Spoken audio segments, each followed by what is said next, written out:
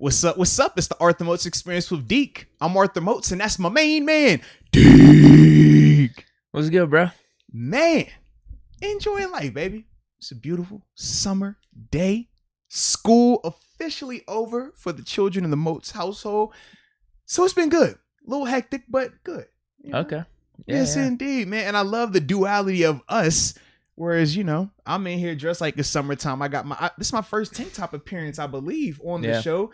And you're ready to, it's fall. A little fall weather over here, man. I like this balance we have right here. And shout out to the stash.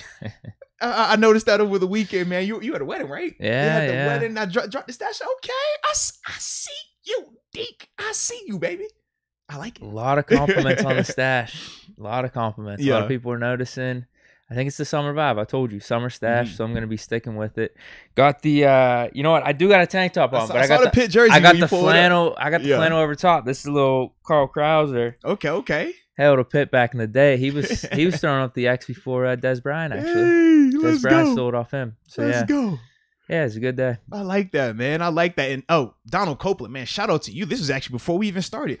But welcome to the upper room. Man, I like it. But dude, man, good weekend though for you, man? Yeah, great weekend. I can't complain at all. I know you played some golf. How was that? I did. It was fun, man. I'm actually going to drop a couple of vids coming soon, man. Nice. Showing off some of the skills, some fun that we had out there, man. But it was good, man. Top golfed it earlier before we went out there to get some practice swings in, break in the new shoes. Obviously, I dropped the video showing off the Wolf Gray Low 5s, which, by the way, they did help my golf game. You will see with this video that I'm dropping. I thought I was you for a second. Oh, wow. I'm telling you, I thought I was you. You're dropping dots. You'll see. You're dropping dots on the green. You'll see. I'm just throwing it out there. I was like, yo. And I like the fact that we're supposed to have this thing called golf etiquette, right? Where you're like, oh, you're supposed to be quiet. You got to shh. You're going to see in these videos that we got, it was no golf etiquette. And these were guys who were golfing at Oakmont, Augusta, all these like high-end places. But you could just see, man, when you're having fun, all rules go out the window. You just enjoy it. And that's ultimately what I try to do when I was out there, man. But I felt like I was you for a little bit, though. It was like a little split second. I hit some shots. I'm like, I feel bad for you then. I feel bad. Did you have some chunks then? If you felt like you were hey, man. Chunks are good situationally. It just depends on what shot I'm going for. Did you throw clubs? There's usually at least one or two club throws. A celebratory throw.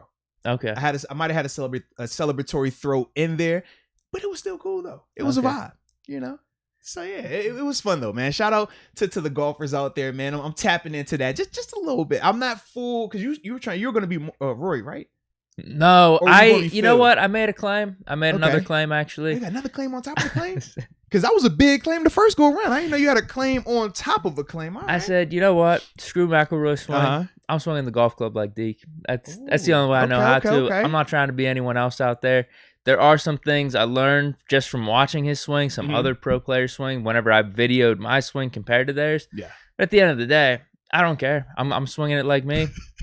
And I will say this, though. My golf game has improved ever since making that claim before the season started because, like I said, I was watching how some of these tour players hit. Compared it to mine, I'm like, there are little things I need to adjust differently. Yeah. But ultimately, I'm swinging like Deke, man. I like it. Now, that's what we call big Deke energy. Yeah, big exactly. Fella. Big Deke energy. Now, Andre. We talked about Andre last time, right? We was like, yo, where was Andre at after Jam? You took that L in the national semifinals of the Women's College World Series. And we were wondering, we said, where was Andre at? We shouted you out, Andre, but Andre I know, that would have been the time to today. Be back. Andre is here, and not only is he here, man, he's contributing as well, man. We appreciate you, man. Big time, Andre. But Andre says, hello, Arthur. Yes, it's me in all caps. Boomer Sooner baby, all caps. Congrats on a great season from JMU, but y'all were in our way. I'm sending your OU hat in the mail soon. Andre, nothing but love and respect, man. No, your team, man. The women, that squad, yeah. After they tasted that defeat from us, man, they were on a mission. Was that their only loss? Yeah, they kicked a lot of booty after that, man. It was beautiful. I mean, they ran the table, man. They did what they're supposed to do. Knocked us off then. Obviously, them and Florida State went at it, man. But it was a good, highly competitive series with them. But yeah, we'll tip the cap to them, man. And the OU hat, it can get lost. It can get lost in the mail. That's fine. From the heart, though, I appreciate you. And shout out to Call Me K. Call Me K says Moats got on his smoking shirt today. Yeah. So I'm gonna give you a little backstory, right? First off, I do like this shirt. I do wear it a lot. I like the colors on it. But it's not my smoking shirt because I can't confirm nor deny that I participate in those activities. But what I will say is there is something that is smoking in here, baby. And that's You've been hitting the gym a little bit. Just for you this morning. What's the regimen? You're I cutting for the summer? No, I woke up this morning. I said, what would Deke do? That's what I say. Usually the first thing I do before I hit the ground, I usually wake up, kiss my wife. Nah, not today. Wifey rolled over. Hey, babe, nah, get out of here. What would Deke do? She was like, whoa. I was like, yeah, it's the energy I'm on this morning. And I said, Deke would show taco meat or some form of skin today. And I said, well, I can't come up here looking fluffy in the arms. So I did like a quick little curl session just thinking of you. And then I took my shirt off. I looked in the mirror. And from the angle, it was Brad Pitt-ish. Okay. In Fight Club. And I was like, that's all I need. So from there, I just, threw this on and kept on about my business, man. So it was a good little vibe. What about Brad Pittsburgh? That's the real question. I ain't going that thing. But it was parts. It was parts. So we had parts of it. Yeah, because whenever I got here, I even saw you doing some push-ups too in the garage, man. You thought I was in prison the way this workout was going, man. With some of these lyrics, they're like, yo, I did 1,000 burpees with the lifers. I'm like, well, yeah, I got my lifers. You saw my daughter was with me. She's like, Dad, just got from basketball. I'm like, yo, this how you get it in before you get on, on the show. Mm-hmm. So that's why, what I'm saying? That's why we're there. Oh, you know what, too? Because we grabbed some waters. You grabbed the warm water. I was wondering why you did that. You must have poured it on your... Dude, come on, man. It's not a game here, bro. And that's why... It's not a game. That's why you let me come down here first, get set up. It took you like 5 minutes to get down. I had to cool off. I was smoking. Yeah. There's no games being played, man. Yeah. Oh, and shout out to Ray Etheridge. First time catching the live show. Shout out to you, Ray, man. Big love. Yes, indeed. And Bat300_ says, I've been missing these lives. He's finally caught one with the crying emoji. Bat300, we greatly appreciate you joining the live show. And let's see what else we got in the chat. Before we get into our main topics, right? We got to always just survey the chat. And I like the fact that we have variety, right? We like to go members, non-members, paid, non-paid. We just know certain priorities and things like that. But you keep me on the lookout, right? If you see anything that pops up from a color standpoint, we address that. Yeah. But let's see. What's the deal with this? Someone's talking about this teal badge now. Because now some of them are different. Some of them are teal. Okay. Some of them are green. Huh. I know what it is. Whenever you highlight over it, the teal says 1 month member. The green says new member. Okay, so I guess the color changes as time goes. So maybe the teal in 6 months will be like red or something like that. That's pretty cool. I like that. See, so now we're gonna really be able to know who's like a day one versus the late bloomers, which is still fine. It doesn't matter when you hop on, as long as you get on and you get on with the cool kids, man. Because that's what this whole loving group is right here. We're cool kids. Cool kids. Something like that. Yeah. Or maybe I'm cool because I know Deke. Deke's the cool person. We're all just living in Deke's universe, and we're just cool because we know Deke. That's what this is. Let's be real about it, bro. I appreciate the compliments. I don't see it that way. No. Okay. I'm just out here, man. Just loving life. Just like anyone else. Well, I will say this. Casey Garth is a little bit upset. Casey says Deke's not showing his taco meat today. Yeah. That's not a cool vibe, Deke. Sorry. Like, bro, I really thought that we were going to be matching with taco meat. Okay, that was the plan. And Thomas Riley, you are not late. You're good. We're going to stall the first couple of minutes just to get on with whatever we got going on and get people tired. It's kind of like when you go to church, right? The church service doesn't start at 11. You think the pastor gets up and starts preaching when the church service starts? No, you got the welcoming people. You got the morning song. You got some type of offering, some type of script. It's a whole bunch of formalities before we get to the meat and potatoes of this thing. So we just following suit, baby. That's what you're supposed to do. I hope I didn't put myself in a box through this podcast, or maybe if you put me in a box with the taco meat, because that has been my style for a good, I don't want to say good majority, probably 50%. What would you say, 40, 50% of the podcast? It's up there. Usually I got a button down, revealing the taco meat. A couple whiskers here and there. Now, have I put too much high expectations on me now to where I have to be rocking this? That's what I mean. I don't think it's mandatory. I just think it's a letdown when you don't. Oh, man. Unless you bring heat, though. Like today, you got the Jersey heat. We've seen you come in with some Jersey heat. And that's like the balance. Like if you got the Datsun on the 6'9", yeah. You think we want to see taco meat? No, we want to see that 6'9", freaky Deke. But when you show the taco meat, it's like a cool little change up. No different than like I said for me today, throwing on my tank top, showing off a little bit of the summer. That's the thing. I have a tough problem with letting people down. I just don't want to let people down. That's the thing. It's all So good, man. if you're saying I can make up for it with some heat, then Yeah. okay. Yeah, you I got just options. I don't want to Little be variety. disappointing out here. I didn't know if I put myself in a tough spot with the No, taco meat, man.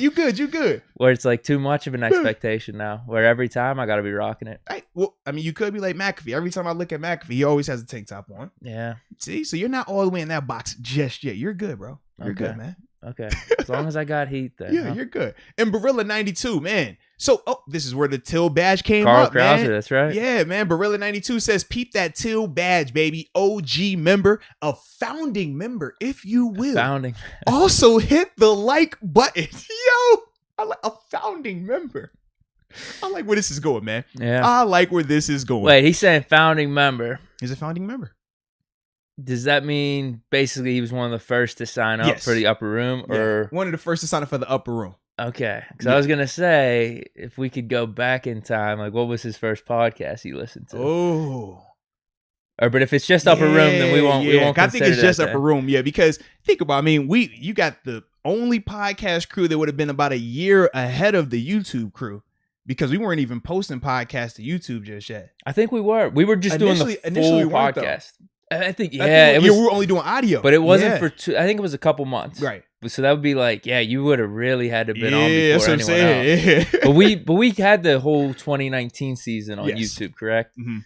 So if anyone watched any of those 2019 like Full preseason, length, yeah. then when Mason becomes the starter, Yep. if you stuck with us throughout all that, when we go 8-5 and then we go 8-8, Yeah. shout out to you. And if you're an upper room member, Even more. yeah, exactly. Even more, baby. I like it. Anthony Martinez says, Deke wearing that stash like a beast. And then Donna also says, Deke set up the hot box. I'll bring the backwoods. I'm not sure what you guys mean by that. Sounds like a good time. Maybe. Or maybe not. Let's see what else we got going in this chat, man. Juice box. Yep, watched since Ben Uh-oh. went down. Oh, So yeah, yeah, that's like almost 2 years. Absolutely. Yes, indeed. Thomas Riley, Mr. Moats, any news on the Steelers and Latrobe yet? From what I'm hearing, they are planning to do something in Latrobe. Now, the amount of time, that's still being worked through because obviously you have to think about the Hall of Fame game, and obviously we're going to have people that are participating in both days, right? With us having younger and older people getting into the hall. So that's a dope experience. But we have, like, from a logistics standpoint, a lot that's going to be dealt with that's going to determine how long they're at Latrobe and things like that. So more information is coming. As that continues to come, I'll continue to bring it to you. But I think this week, though, the big thing is mini camp. That's what's coming up this week, man. We're excited about that. So, yeah, man, it's going to be a good time. Definitely going to be a good time. Yeah, for sure. Mm-hmm. But, yeah, like I said, man, the more news that comes about the Steelers and going to Latrobe and fans being able to be there as well, I'll definitely make sure I bring that to you guys. All right. Oh. Shout out to Black and Martyr. All right, what you got for me, man? I am not down there just yet. Thank you for the contribution. Oh, much love. Yes, indeed. Yes, He indeed. says, I'm in the mood to off someone today with work. F off probably. He probably forgot the F. No, I hope so. I'm gonna say not the whole off somebody. We don't want. We want everybody to still be breathing. Thank God. Or maybe that's what I don't know. All right. He's in the mood. He didn't He's in say the he was, didn't say he was doing one thing or another. Thank God you two are on. So yeah. Well, you know what they we call talked us? about this before. Yeah, we're just trying to brighten people's days No, out you know here. what they've said about us? What, best podcast? Well, we know that, but they said they were lifesavers. Okay. And this right here confirms that because my man said he's ready to off somebody, not F off, because we know the difference between F He off might and have just forgot off. the F. Maybe he can confirm. We're going with this narrative right here. He was ready to off someone, but because he was able to get happiness and pleasure by tuning in, he saw your mustache. It released the endorphins in his head. He saw my guns. He started to get smoked out. And from there, he was like, you know what? I'll let you guys live the day. I'm happy. So with that being said, we appreciate you, baby. Thank you for the support. And we're glad to be able to support you in this time of need and that unexpecting coworker. So yes, indeed. Like it, man. But yeah, this looks good, man. So with that being he said definitely off someone. Good thing I work from home, LOL. So you got more variety in the people he can offer. I like your style. But either way, man, we here for you, baby. We are here to love and support you, big fella. Yes, indeed. So you ready to get into this first topic, man? I think so. You keep me on chat watch too, man. Keep me locked in over there. I You got know, the I'm pop-up bouncing chat. around. I was a little flustered as we were getting this thing rolling today, man. I know. Yeah. My good. timing was a little bit off, but you know, we're back in the saddle now, man. And we got to talk about these OTAs, man. More importantly, as we're heading into Steelers minicamp starting up, which will start tomorrow, we wanted to look back and just say, well, what do we hope got accomplished during this OTA period? If we had to name 3 things that we hope the Steelers were able to improve upon offensively, defensively, or even special teams wise, it could be coaching wise. Whatever those 3 things were, we wanted to talk about them, bounce the ideas off each other's head, and then also in the chat, put your 3 things, and if you could, to make it easier on us, you don't have to do this, but we like it if you put number 1, number 2, number 3. Typically makes it easier. I could type it in too. Yeah. You get me on the question. So we just the 3 things that you hope the Steelers improved upon during OTAs. Doesn't matter offense, defense, or special teams, but the 3 things that you hope they improved upon. Because we talked about it was a lot of stuff that they could have been improving upon during this OTA period. We talked about running game, O-line, the tackles, the center, finding more continuity and consistency at the wide receiver spot, the secondary, edge rushers. I mean, it was plenty of things that we could have talked about. Consistency or who's winning the punter battle between Presley Harvin III and Jordan Berry, like those type of things. Like it's a ton that was going on that we said, man, you know, it's going to be a lot to talk about right here. So it's going to be fun, but we felt like it was important to do our due diligence with that. So how you want to start? Actually, I'll let you do number 1 first, and then I'll do number 1. Okay. I didn't necessarily have order. Actually, no. Yeah. That's fine. You're good. I didn't have order necessarily, but I have 3 that I think are pretty important. Yeah, just drop your first one and we'll go from there, man. First one's pretty obvious. The O-line improved somehow, some way. Mm-hmm. Whether it's Kendrick Green, just getting familiar with the system a little bit. J.C. Hassenauer, which I have read in an article, really impressed in OTAs. So that counts, in my opinion. The O-line improving. Dan Moore, getting familiar. We got the tackles, obviously, with Zach Banner, Chooks Okafor. Just getting some type of improvement out of them. But I think what goes hand in hand with this is relationship, rapport, coaching with Adrian Clem. Talk about it. Some type of trust being built between the offensive line, Adrian Clem, a respect factor, whatever it is, so that during the season, whenever he's trying to coach these guys up, we got to make adjustments. You know, week 4 or 5 happens, things don't go exactly as planned with the offensive line. Yeah. Maybe they let a couple guys go through. We get the win, but it's a little bit uglier than we would have liked, and the offensive line looks the worst it has been all season. What type of adjustments does Adrian Clem make, and how does the offensive line respond?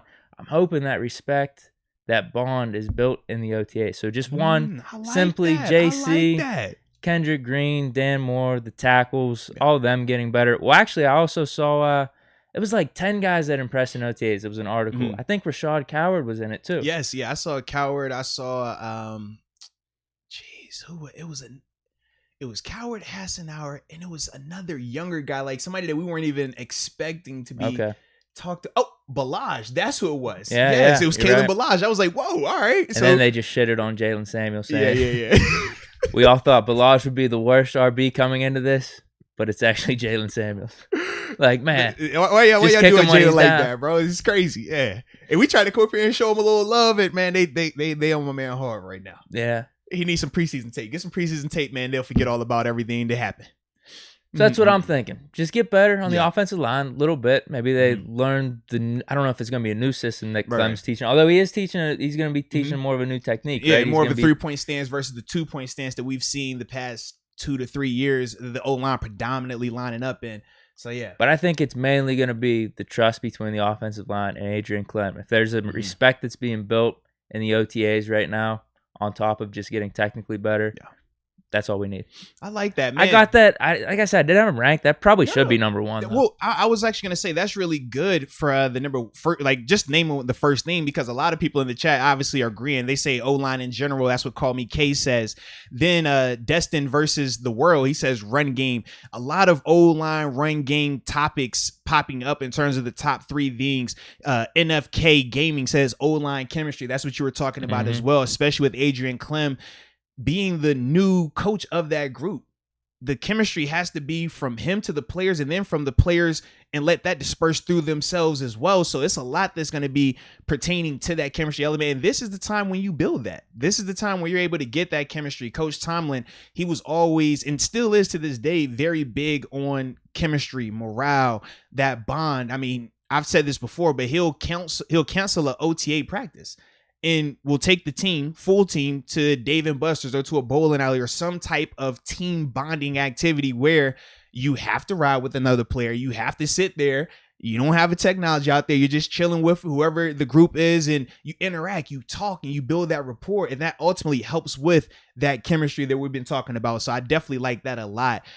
For me, the first thing that came to my mind was Matt Canada and Ben Roethlisberger finding common ground. And what I mean by that is this. I'm going to drop a Matt Canada film session probably within the next week or so. Yeah, I was in the midst of my travels and entertainment this weekend. I did find time to work. So I got some plays that some baseline I got some stuff that we can highlight and things like that. I already got like the groundwork of it. I just got to do a little bit fine tuning before I do the release of it. But the reason why I say they have to find common ground is the more I watch Matt Canada, the more I see the shifts in motions and just how exotic the actual plays are. Even though it's ending up with a basic run, which for a basic run, I'm saying it could be a dive play, right? So a dive is just simply the running back lined up directly behind the quarterback, 5 to 7 yards, and he's either going to run straight downhill to the right or to the left. Quarterback gives him the ball, and that's that, right? But instead of Canada just saying line up under center and do that, it will start out with empty formation, tackle over, and then it's going to shift the running back to the right side of the field. The left tackle is going to bounce to the right side. Then you're going to get another shift, another motion. Then from there, the running back somehow ends up behind, ball snap, and it's just a downhill run. But the reason why I see you got to find that common ground is some of the stuff that he was doing, whether it was at LSU, whether it was at Pitt, whether it was at any of his other stops. He typically had more athletic quarterbacks who were still doing some pre-snap movement as well. It was kind of wacky at times. I'm like, bro, like, I don't know if we're going to do it to this extent, but they got to find that common ground because I like how watching him do these things, it helped him where you're watching a Pitt versus a Clemson team, right? And you're saying, how did Pitt put up 40 points on Clemson? Pitt didn't have the same caliber of players as Clemson, but when you do the shifts in pre-snap motion, it makes those defenders have to lose that edge a little bit. It makes them have to taper their engine down, and now you're able to close that gap from a talent standpoint. And it was very prevalent as well when they played. It was LSU versus Alabama. In fact, Minkah Fitzpatrick was out there. It was funny watching. I was like, yo, that boy Minkah a dog. He was a dog at Alabama. It don't matter where he's at. He just makes plays. But just seeing how he would do different things to help out with that, to get these positive plays and keep them on schedule. I'm like, I can see us having to do similar things, especially because of how young we are up front in that offensive line, not a lot of experience. I can see us using some of these things, but like I said, they're going to have to find that common ground, Canada and Ben, because Ben is going to do some of that stuff. I do think he's going to be open to it. He's going to see how it can be impactful, but at the same time, you're not going to have Ben lining up at the wide receiver spot, have Najee doing the fake hut, and then from there, Ben runs back over here and he's snapping the ball. Like, you're not going to do all that. So that's why you're going to have to find a common ground. But I do think if they can do that, that can pay dividends, huge dividends come season time. Actually, that's also what I have on my list too. I have a second. I like it. Learning the playbook, getting that chemistry on offense, Ben with Canada, receivers with Ben, receivers with Canada. One, just obviously, like you said, finding that common ground with Ben and Canada. Ben's been doing it for how long? He's a Hall of Fame quarterback. This is like a way newer system than probably anything that he's done before. Which he has said also. He definitely said this is going to be different than anything he's experienced. But I think both sides understand the benefit to this relationship because we need to improve the run game. It's not only last season. You're seeing a bunch of these stats over the past 3 seasons. We've been in like the bottom 3 or 4 in the league.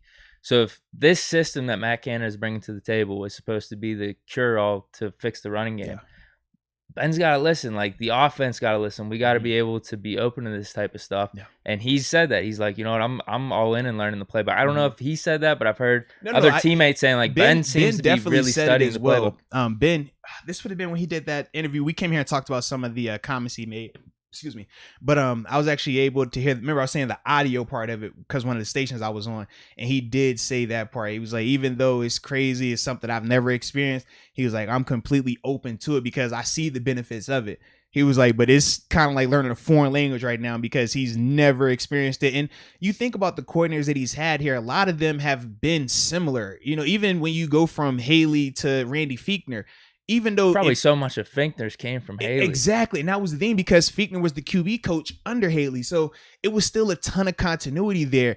Whereas right here, this is going to be different for him. Matt Canada, in terms of just his approach, his philosophy, it borderline, and I don't want to say this because, I'm going to say it, but I don't want it to get taken the wrong way because sometimes when you say certain names, it's like, oh, I like that. But then they think of the horror part of it as well. But think Chip Kelly, that first year he was in Philly. Remember when Chip Kelly got there, right? And that was the year where Nick Foles ended up getting his Pro Bowl. Like the offense was just crazy dynamic and everything looked great. This could be that. I feel like we can have that. That offense was incredible. The problem with Chip Kelly was when he thought that his scheme was bigger than the players. And that's when you saw him get rid of Deshaun Jackson, get rid of Shady McCoy, get rid of, Jeremy Maclin. So you would see him lose the talent and think that, oh, my scheme is so good, I can just put whoever out here. And that's where he went wrong. But with our talent, along with that scheme, this could work. And that's the thing. That's why I'm like, I'm excited to see it, but I'm going to need to see it preseason. And then, okay, once we get into the regular season, how are they able to do this consistently versus some of this top tier talent that we're going to face at the NFL level, right? But as a whole, though, I'm like, Chip Kelly came in here and we thought that it was going to be crazy. Oh, you can't run this style of offense. This shifts the motions. You can't do these certain things. He was able to do it. So that's my thing. I'm just like, I'm with you. I'm with you, baby. Yeah, this could be a really nice blend with this new style of offense. We have Ben, who has been successful throughout his whole NFL career, and goes back to the offensive line thing. Yeah, you hope like the little things are just gradually being improved upon in OTAs just because you are practicing, so you're hoping that happens. But really it is that rapport, that trust that is being built right now. And I think the receiver part of it, too, is pretty good because remember we had last season with Ben drawing up the plays left and right. Now, whatever you want to believe about that happening, I feel like everyone's got to be all in together. Not only just Ben in Canada, but like receivers got to learn this new system, page, too. Yeah, as long as everyone can get on the system with this play calling, Canada, Ben, receivers, that's... Honestly, you could put that at number one, too. I mean, you had it one. Yeah, because I thought I it was could easily man. flip-flop. It doesn't really matter. Yeah. I mean, those are two really important things. O-line and Canada, Ben, receiver relationship. So. I like it. And once again in the chat, man, I'm seeing similar sentiments right here. Let's see. Donald Copeland, first off, he says, learn the new offense. Just following back with what you were saying right there in terms of us all having to be on the same page. Then Roger Peavy, he says O-line number 1, but running game right at number 2. Then I see, NSMC99. I'm with you, baby. No more jet sweeps. Even though I will say this, the jet sweep is a big part of Matt Canada's offense. Like I said, when I do the film breakdown, I'll show some of the clips both collegially and at the NFL level where it's showing up, but he always has some type of jet motion. Like a lot of that happens on tape and it has success. A lot of times it's faked, but then when they actually do run it, it's been games where he was at LSU, definitely, where the receivers were having more rushing yards in games than the running back. And this is why they had Darius Geist down there during that time frame as well. But you would see times where it was just the confusing element of it and how the defenders, they just don't know when to react. Think like the wing T, like some of the military academies run, but with way better athletes. Like you're getting that in Canada a little bit, man. So it's going to be interesting, though. You got me amped up about that Chip Kelly comparison, honestly. I tell you, beforehand, I was skeptical, but then when I deep dove and just kept watching the tape over the weekend, I'm like, I feel like this is going to be like that. Now, the biggest difference was they had Nick Foles. We have Ben now for what we are going to excel in from passing. They had the advantage from the running standpoint with Nick, right? You thought he was a little more mobile? At this stage, yes. Absolutely. Wow. Absolutely. At this stage for 7? Absolutely, man. Don't lie to yourself like that. I don't want Ben. Listen, I don't want Ben running the ball. Okay. Don't do that, Deke. Don't do that to you. Deke, please don't do that to yourself. You don't think Nick Foles and Ben, if they ran a 40. Deke, don't do that to yourself, Deke. Don't do that. You heard me give the caveat, right? You heard me say, we got the advantage from a passing I standpoint. agree. Because it was still some people that might even rebuttal that. But did he run a little bit? I mean, you watched it recently. That's what I'm asking. So he ran the ball a little bit? Trust me. Ben is... Stop it. You're lying to yourself if you think that Ben at this age was on any... No, I just think he can move better than Foles moves so awkwardly. No, bro. Have you seen Ben move? No, you haven't. I'm not saying... You're thinking of like maybe 10 years ago. I'm not saying he's fast. Do you remember the Giants game? The opening game of the year when he ran for 13 yards and it took like 45 seconds. Do you remember that? I'm not saying he's fast. I'm just saying his movements aren't as awkward as Foles. He looks really awkward back there sometimes. Whatever you say.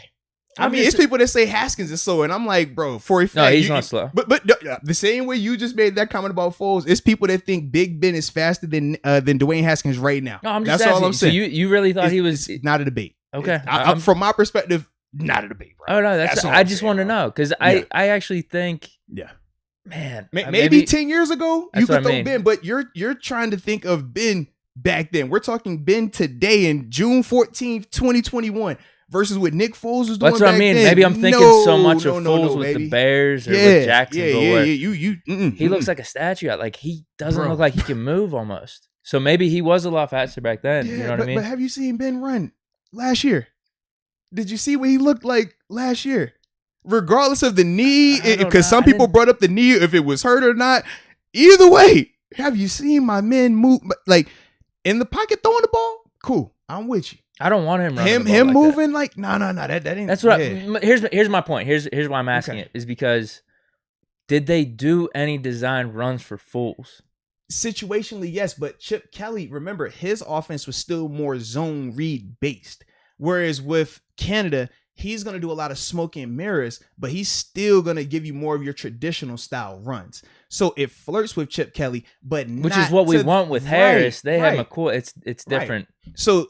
That's why I said very similar, but the philosophy for Chip, you got to think he was dealing with at Oregon, quarterback heavy, right? He knew he was going to have the best athlete at quarterback, so they guy could throw or run. We saw with Dennis Dixon. We obviously saw with Mariota, right? Mariota could slide out there and run, or he could throw the ball. Nick Foles, similar in just the mindset, the body of it from NFL quarterbacks, because typically NFL quarterbacks are what? 3-step, 5-step, 7-step drop back passers. That's it. Pro style, right? So we always talk about pro style. Even if a guy is considered great at ad-libbing, it's more so just how tough he is, right? He's able to throw guys off, but it was never a Mike Vick type approach of this guy can just run. He was supposed to be the quarterback. Right. He got hurt, yeah. So that's why I'm saying, like, you can just see the difference of Chip Kelly was more quarterback driven, whereas with Canada, he still operates through the running backs. So that's the part where I'm like, I like that. I think that this works better because you got a young guy in Najee Harris, which is for me, that was my second thing. I'm like, you got to find how you want to implement Najee Harris in this offense. Running game, passing game, blocking. Figure out all the different ways to be creative to keep him as the focal point. If you do that with Ben and Canada getting on the same page, now you're going to have this perfect storm on the offensive standpoint. But yeah, that's my thought process with it, man. I'm definitely excited, man. Yeah. I'm definitely excited. And because I'm seeing more running game. Thomas Riley says running game as well. People are torching me. Oh yeah, bro. You like, I don't think you realize. I need to watch Foles. I don't. No, I'm not. No, here's the thing. No, I'm not talking about. I don't Ben. feel like you realize, like, because if you saw how slow Ben looked running that ball, I don't think you would be asking if any quarterback in the league was slower than Ben. That's all I'm saying. Or not a better athlete than Ben from a running standpoint. That's why, like, when you said that, I'm just like, you thinking of like 7 is like just perfect in every aspect, bro. No, bro. I just don't. I never saw Foles as a running guy. That's what I mean. For them you saw Ben as a running guy? No. I'm just saying it can't be that far off from Foles to Ben right now in terms of running. Dude, I don't think Foles can run the ball like that. If you say so, baby. Like I said, that's what I mean. If you watched it, I mean, that's fine. I can't be that off on that. For Kelly to be running like design runs with Nick Foles, like that seems like crazy to me. But if he was doing it, I can't remember. In the words of Barilla 92, ridiculous. We'll just leave it at that, baby. We'll leave it at that. Hold on. I'm seeing somebody saying birthday. Whose birthday is it? Oh, Thomas Riley. My 50th birthday is this Wednesday. Thomas, happy birthday, baby. Yes, indeed. Turning 50. Wow. The Shazier year. I like that, man. Well, they're saying 50 is like the new 40, right? Yeah, It's like a absolutely. decade up now. That's it, man. Everyone's aging better. So, Yeah. hopefully you're still getting after it, That's all you enjoying need, life. man. Yeah. But say you're tuning in here, so you're definitely staying young because we giving you the laughter that you need along with the content. But either way, man, this is the spot for you, man. So yes, happy early birthday. Dang. Yeah. I look forward to when I turn 50, man. Look forward to I know. it. We talked about that before. All right, one of these days. All right. And now, what's your third thing, man? Our final thing that we would want improved upon during this OTA period. Well, this one's really simple. I just have written down a third cornerback emerging. Wow. Let's go. It's really that simple. And from that 10 players that impressed in OTA's report that I looked at, there were a couple cornerbacks. And actually, Lamont Wade was in the mix too, but it was Mark Gilbert. And who was the other one? Oh, crap. Did I write it down? Yeah, James Pierre. Yeah, it's Pierre. Mark Gilbert and James Pierre. Yep. So it seems like those two are the front runners right now based off that report, based off our OTA performances here. But that's all we need. That's really what we need. We got Cam Sutton and we got Joe Hayden. The third cornerback's a mystery at this point. This is true. Those two players have emerged based off this report, and that's good enough for me because all we need one, but two would be nice because then you'd have the fourth cornerback too. Very true. And we do need that type of depth, especially in today's NFL. So James Pierre, Mark Gilbert, you did a good job at OTAs. Yes, indeed. You completed my third thing on my top 3 things that need to be improved upon. As long as you're emerging, we could get someone set in stone for that third cornerback. That's all we need. That's all we need. I like that. Now, NFK Gaming, he also says the secondary for his third thing. Peyton, he talks about third corner as well going into that opener. Barilla92 says catching the ball along with penalties on special teams as well. Absolutely. I like that. Rod Receivers Dollar were hitting the jugs machines. Yeah, Rod Dollar says James Pierre. Let's see, with somebody else. Oh, Rod Dollar also says not just James Pierre, Justin Lane and Antoine Brooks. All 3 of those guys in that mix in terms of the third thing we want improved upon. Andre Anderson, my OU brother, says the ground attack. It actually has run game, rushing attack, and ground attack for all 3 things, which I absolutely love. We need to run that ball and be more physical. True That says offensive play calling. Oh, and guess what else? Offensive play calling. You could kind of merge a bunch of those things into our top 2 things that we've said with the play calling, Matt Canada, and also the offensive line. Like that all goes in hand with the running game. Now, Yenzer J says the backup quarterback. Definitely brings up a point here because we've talked about different guys shining or emerging at certain points. I know Dwayne Haskins was another guy that people talked about impressing during OTAs. Obviously, Mason Rudolph and Josh Dobbs are going to be in that conversation for that third quarterback spot as we broken down. But yeah, man, I'm with them on that, man. Definitely got to find that. Let's see. And then Thomas Riley also says for his third thing, keep improving the D overall, which is important because we do anticipate us having a little bit of a drop off based on the people that we've lost. But if we can have that drop off be as minimum as possible, along with this offense improving the way we think it can improve, we could have that perfect storm. So we're definitely looking forward to that. And then Roger Peavy also says secondary mistakes. We saw that a lot early on last season, especially with the blown coverage and things like that. Got to get that out of our game. We do not like that. No, definitely not. Let me see if there's anything else before I give my third. Yeah, I'm not seeing too much else. Keep up the good content, guys, from Mason Bowerstocks. Thank you. Yeah. But I'm not seeing too much else. Arthur Millette looked good too. Oh, yeah, I did. Yeah, I heard that. I like it. And then Myron Bennett brings up a good communication in the secondary. We hit on that a little bit. Yeah. So you got your third. I like it. Yeah. So for me, man, my third is it piggybacks off what you were talking about. Finding a third corner. It's critically important. Not only because our number 2 corner is going to be expanding, and it's still some questions around him in terms of him solely being out there at the outside corner, but even more so, like you said, how often we're in sub package ball, how often we're playing with 3 or more corners out there. You got to find that guy, and we got to have confidence in that guy. Now, I think we've kind of, I don't think we've different because we really haven't gave concrete thoughts on how we want that to play out. I think personally, it's going to start out with them rotating those guys, honestly, man. Just because they're all so young.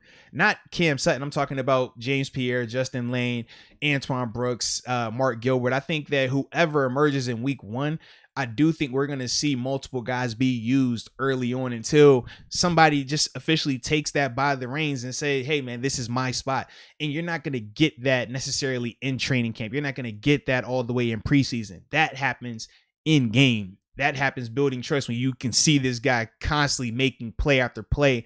Now you're like, yo, I feel very confident in this guy under the big lights. I'm not worried about this being a flash in the pan or him being a practice guy. Because we've seen guys that look like practice All-Americans. We've seen guys that shine during preseason. Then when it's, oh, okay, this isn't Joe Schmo from South Texas Community College. This is Odell Beckham you're lined up against.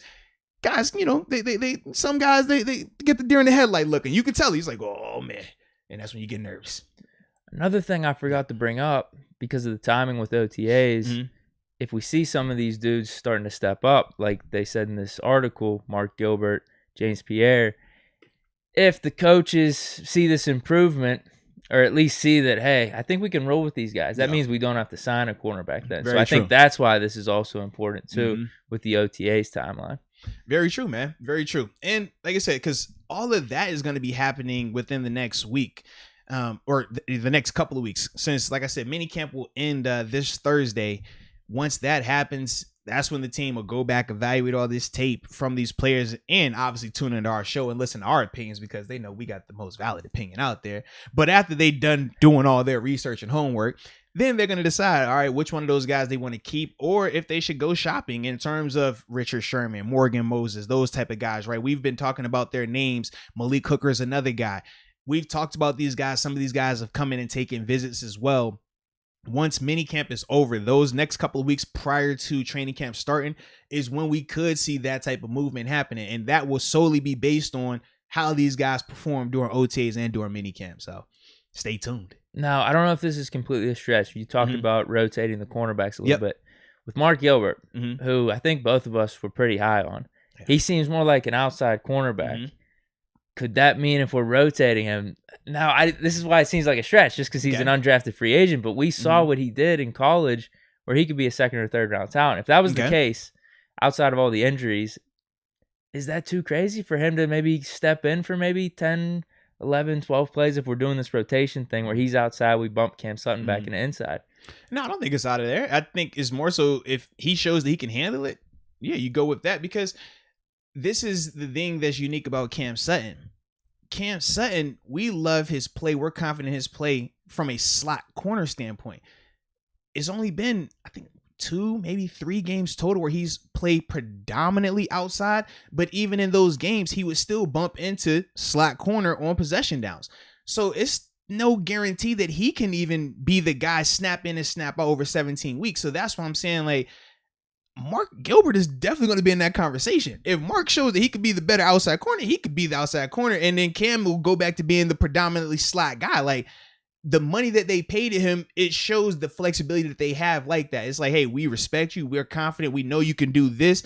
But if you can do this as well, the length of the contract shows that we can pay you to do that if you prove that you could do that. But that's what this year is for Cam Sutton. Whereas Mark, if Mark says, man, I'm nice at outside corner, man, you better go out there and be the best outside corner you could be, because if you are, it's an open competition over there. And that's the thing. Like, just because Cam got the contract, that money doesn't guarantee that he's going to be treated like Joe Hayden. Joe, you know Joe's going to be the starter out there. Even if he has a terrible offseason, a terrible preseason, he's still going to be that guy for the first couple of games minimum, just because of the money. Whereas with Cam, his money isn't the same. So guaranteed to be on the team, yes. Guaranteed to have a role on defense, absolutely. But there isn't a guarantee that he's just going to walk in and be the guy at outside corner. So Mark Gilbert, Shakur Brown, James Pierre, all those guys, they're all in that competition out there. That's the biggest thing that, like, I've been trying to talk about this all season. Like, it is not a guarantee that Cam is the guy, because we don't know if he can do it to that extent just yet. Now, he's played well, and I'm confident he's going to continue to play well, but it's definitely very open, man. That's what I mean. Out of the bunch, though, it seems like Mark Gilbert would be that guy for the outside corner, right? Shakur Brown, See, slot. I think James Pierre. You like Pierre better. I like or not better, not but better, maybe but- those two are in competition for outside. And Justin Lane, because like I said, Oh, yeah, all good three call. of those guys are built for outside corner, and all three of them bring something different. We know Mark was very productive, but like you talked about the injuries, right? That's the question mark with him. With Justin has all of the talent in the world. He's probably the most talented of the bunch, but we know he isn't as productive, and at times he mentally looks like he's out of position, just lost. Whereas with whereas with James Pierre, James probably the least athletic of the three, right? In terms of him, Justin Lane, and Mark Gilbert. James Pierre is probably the least athletic, but at the NFL level, the most productive and probably the most pro ready right now, just based on what we've seen on tape from him. Always in position, always understanding the call, knows where his hope, knows when to take chances. The problem is, like I said, athletically, he's a little limited. So you're going to run into some things with that. Each of those three guys that I just named all have positive things about their game that you would love for them to be out there. And they all have negative aspects. It's just like, I don't know if I'm going to be as comfortable with that. But that's why this competition is literally wide open. Cam Sutton has the head start, but as a whole, all of those guys are going to be in that mix, man. Oh, well, we got James Pierre and Mark Gilbert getting a head start, though, based off the reports at OTAs. So, well, they don't have the head start. Cam Sutton has the head start. I guess so. Cam got the check. No, that's true. That's true. But I guess out of that bunch, and that's why I asked the question, it was like, is Cam Sutton automatically the lockdown outside corner where these guys are competing for slot corner? Or is it going to, whenever we're talking rotations, it could be rotation of not only players, but the positions as well. But I will caution everybody this on the reports. Couple things that go into the reports. Now, typically they can't even report everything that goes on unless it was confirmed by the person on offense and the person on defense in terms of particular plays. Now they can say, hey, this guy's been impressive as a whole, but we can't get into the specifics and particulars. But the reason why I throw that caveat out there is this. We could be talking about Marcus Gilbert having a amazing OTA, right? But because I can't give you that detail, what if the caveat is this? Marcus looks great, but Marcus has been going against Josh Dobbs and the 3rd/4th team receivers. Whereas James Pierre and Justin Lane, they struggle a little bit, but they're going against Ben, Dwayne, or they're going against Ben, Juju, Chase Claypool. Our mindset is going to be different. We're going to say, well, if they were competitive and struggle just a little bit, but they're going against those guys, I like them a lot better than this guy who's dominating the threes. But that, not saying that that's the case, but just in terms of when we read the reports, just remember the caveat of we don't know all that info before we start crowning. Because I know you was about to get the crown going, man. I heard you flirting with it. Well, I heard you flirting with it. And I just know, especially how I like Gilbert. I like Pierre too. Yeah, I'm with you, but I just know how the reps, how they do that. Typically, it's a pecking order in terms of money guys, draft pick guys who've been in the system. Then it's the late round guys. Then it's the undrafted guys. So just the amount of reps, the people that they typically go against. That's all I'm saying. Big picture. I get you. Yeah. Now, do you know this off the top of your head? I'm putting you on the spot. Was everyone there in terms of cornerbacks? I'm not allowed to say. Okay. Yeah. We my bad. Yeah. But it's, I guess you got to look at the pictures, right? Yeah, you got to look at the pictures. Yeah. We can't talk about who's there, who's not there. We can't talk about specific plays that we may have seen or may not have seen unless we get it confirmed by the person that made the throw, the person that made the catch, and the person that the catch was made on. Okay. Like all people have to go on record and say it. So that's why it's like, yeah. But either way. Yeah, because, oh, man, yeah. Well, it's good to see two guys showing up at OTAs that are cornerbacks. Man, that's really there. it. They were there. Now, this portion, though, the mini camp portion is different. We will be able to know and talk about who's there or not. Now, that starts tomorrow. So we can come up here and say, well, hey, this guy was there, this guy wasn't there, because that's the mandatory portion of the offseason workouts. So are they going to be streaming this? I'm not sure. I haven't. They tried doing some of that with training camp last year, right? Yeah, we were a little disappointed in that. Yes, I don't know how that's gonna go, but as a whole, yeah, we're gonna be able to get a lot more info. We still can't give specifics in terms of like the stuff that we see or may not have seen, which does suck. But I'll try to do my best. You know, I'll try to drop some nuggets here and there that won't get me in trouble with my other bosses. So yeah, but we got TJ Hooper, man. I got to show some love to TJ, man. TJ, you've been sitting for a minute. I appreciate the love and support, baby. Yes, we do. Now he says I would like to see Claypool attacking the ball in the air more this year. Your thoughts Also, fire show with the double fire emoji. Thank you. Appreciate you, TJ. Yes, indeed.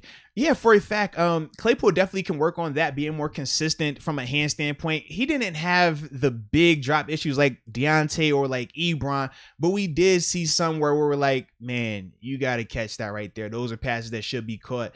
For me, I think with Claypool, it's just the mental repetition of just staying locked in every play. It's not easy to do, though. And that's the part where we always, you remember this would have been Legion of Boom time frame. Remember where they were getting in trouble for like the Adderall and stuff, right? I think it was Richard Sherman, Brandon Brown, or those guys. And the reason why we were like, well, Adderall isn't bad, but it's an advantage. It helps you stay locked in for the whole game. So imagine if you're studying, you're able to stay locked in the whole time. No space. Now imagine if you're able to stay locked in a game the whole time. It is not easy to do. I mean, besides the pain, the people you're around, the things that happen during the game, the crowd, like it's a ton of stuff that could just make you like, all right, man, I'm just kind of chilling. You have a mental lapse. But if you're able to stay locked in the whole time, and that's what we need with Claypool, to be more locked in, more. And not just him. It's a lot of those guys, offensively and defensively, they're going to have to do that.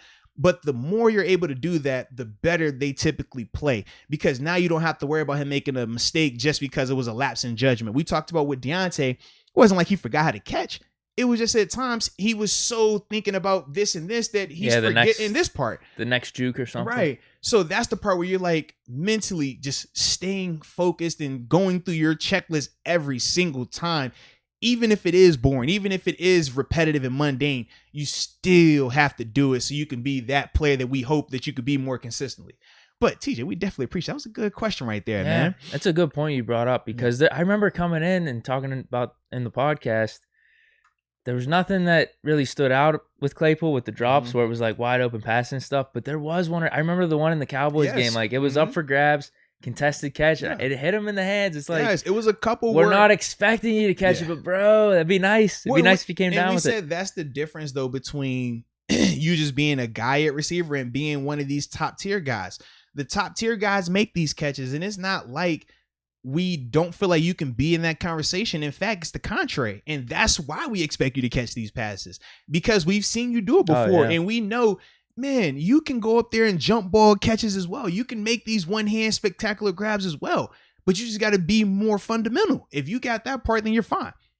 So, he should have a big year. Absolutely. And Donnie, oh my goodness, I'm about to butcher this name. Donnie, oh man, Ninyu. Oh man, I don't know how to say it. I'm gonna just say Donnie. Donnie says hit the like button with the thumbs up. Yes, Donnie, we are with you. And yeah, if you could just type out the phonics of how to pronounce it. I didn't want to butcher it. It reminded me though of Nat Wynn, the linebacker he played with the Cowboys. He spelled his last name like that, but I wasn't sure, so I didn't want to butcher it. But either way, Donnie, let us know, man. Let us know. We got Bossman saying Nguyen. No, like I think maybe Nugent. Okay. We're going. Oh, yeah, boss it Nguyen, like Nguyen. We got people taking guesses. We need to hear from butchering this thing. We need to hear from Donnie himself. Yes. Nguyen. Oh man. Yeah, what else we got then? We got any comments on what we were just talking about, Claypool?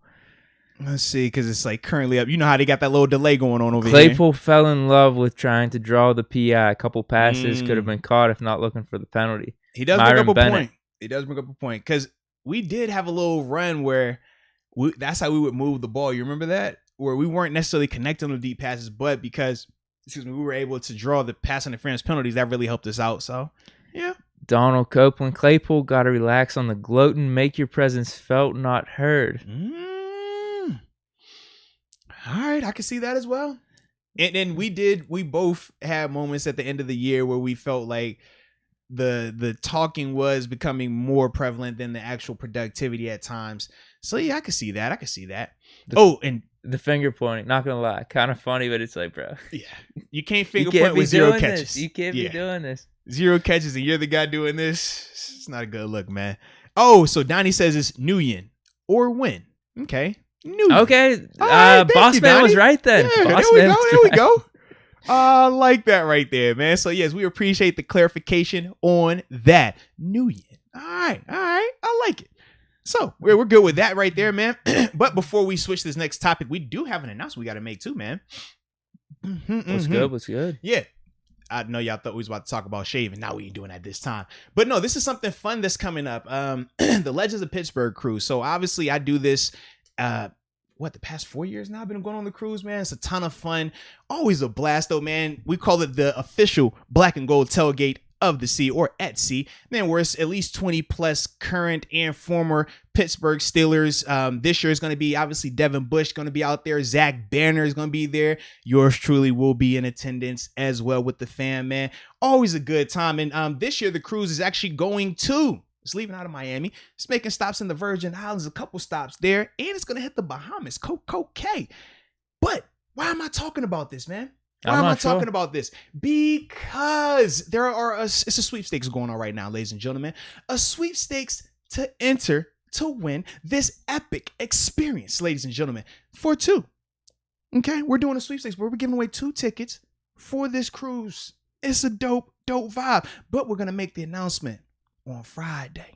Have a special guest come in, hop up on the phone with us, make the announcement, First man. live Hey, guest, we haven't had a is? live guest while Is that being what's going live, on? man. So that's going to be a lot of fun. And we already mentioned his name, Mr. Big Banner. So that's going to be dope, man. Can't wait to do that announcement, man. But the way to enter into the contest, to the sweepstakes, the epic experience sweepstakes, you need to go to legendsofpittsburghcruise.com.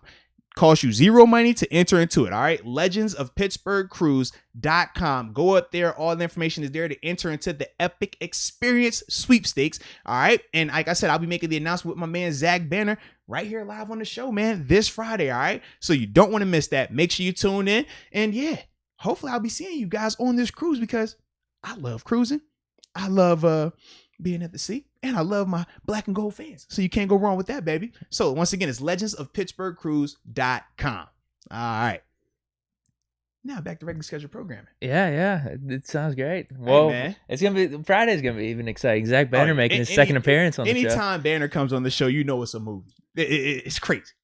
So we're definitely hyped about that, man. But yeah, the cruise though as a whole, man, me and my family, we always love it. I mean, we've talked about the stories of when I've come back from it, because I think we've only known you for one cruise, the first one. I think so. Yeah. And then last year, obviously, it got ixed because of COVID, and the cruise is not this year; it's in 2022. Yeah, you got roasted the one, right? I did, yeah, for my retirement, absolutely, man. So that was what Cam Hayward, Terrell Edmonds.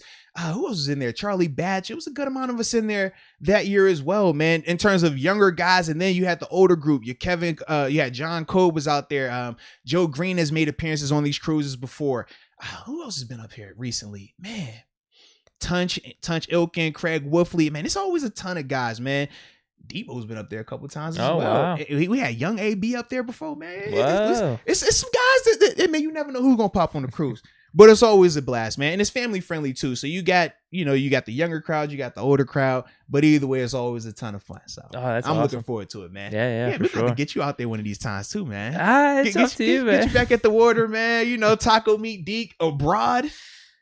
I don't know. It's up to you. It's up to you guys. As long as can we get taco meat the whole time we out there? Yeah, that's definitely gonna happen. Okay, because that's my mentality. I told you it's summer, so even though I haven't been coming on the show with the sleeves off, when I'm out, the sleeves are off.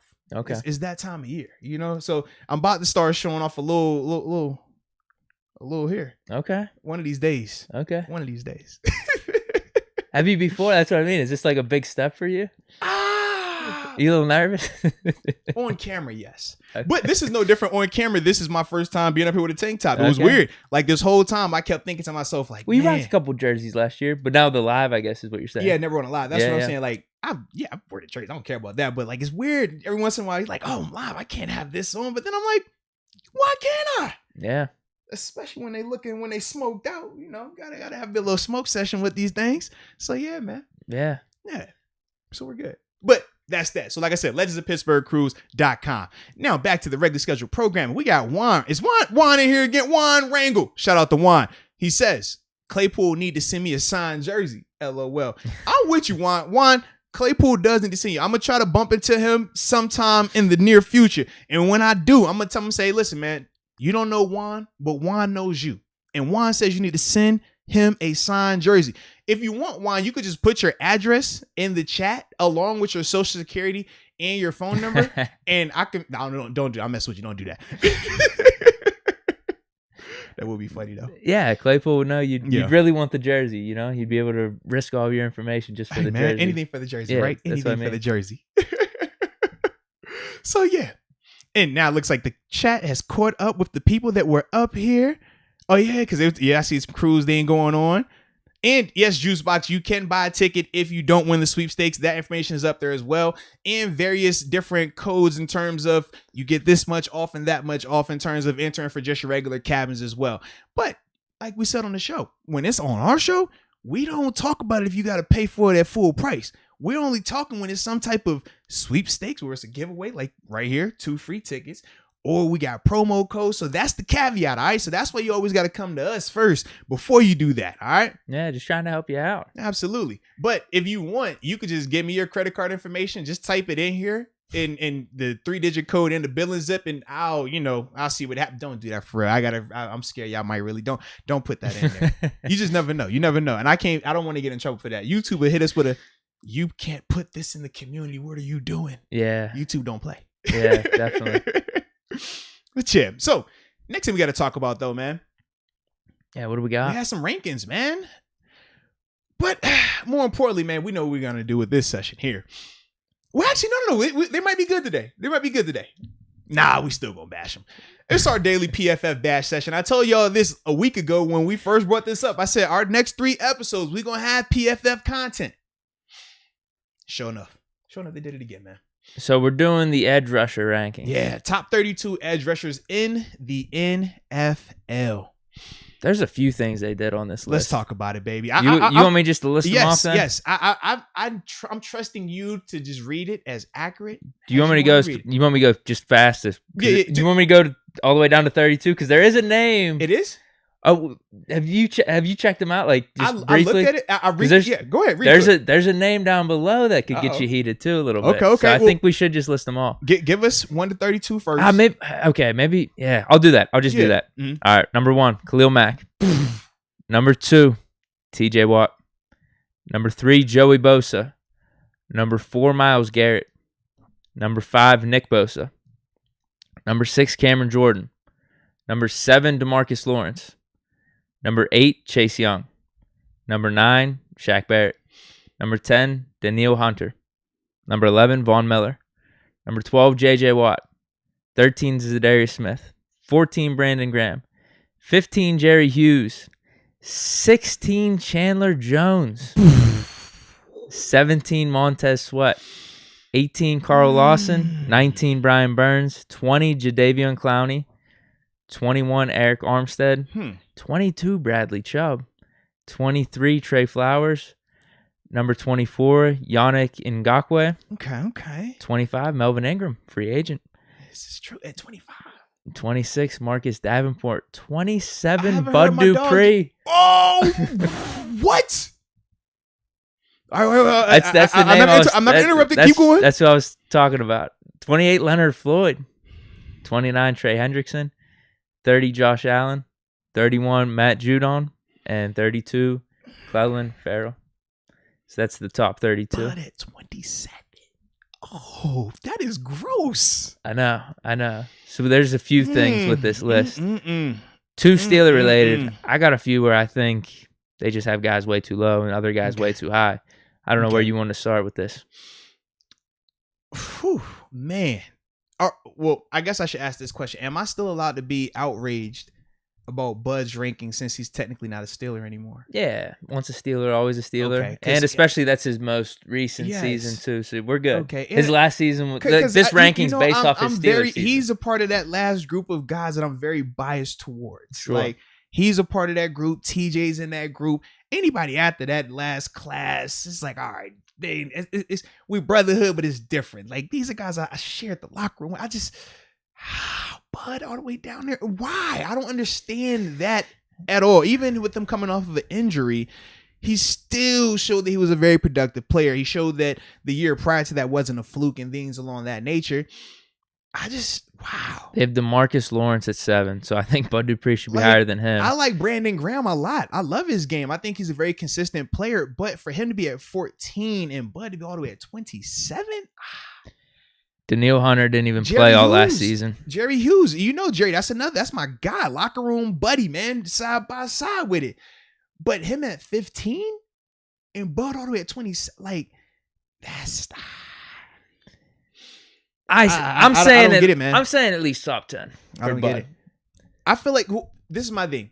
I wasn't gonna put him top 10 because he's coming off the ACL injury, right? And I was just my thought process, because he was hurt and he did miss a good amount of time towards the back end of the season. I wouldn't do that, right? Versus some of these guys who played the full seasons. I think worst case that you have to have him at 15, though. Worst case. And that's with me not being biased, right? Now, I could easily make a case to say he should be in the 10 just based on what he did the year before and what he was already doing in that year when he got hurt. But yeah, it got to be top 15 just based on what he was able to accomplish. But I think the bigger thing that just blows my mind is the top of the list. You have Khalil Mack over TJ Watt. I mean, let's be real. TJ Watt, if it wasn't for Aaron Donald, he wins Defensive Player of the Year this year. They weren't talking about Khalil Mack in that same type of vein this year.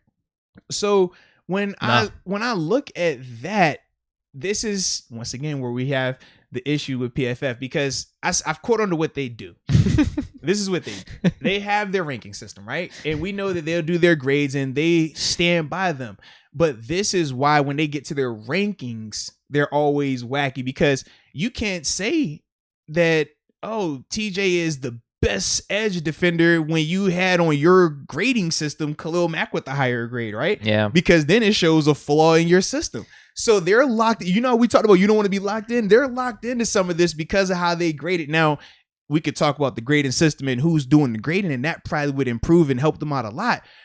But as a whole, that is the issue, man. Like, Khalil Mack was not better than TJ Watt last year as an edge defender, pass rusher, outside linebacker, whatever you want to word it.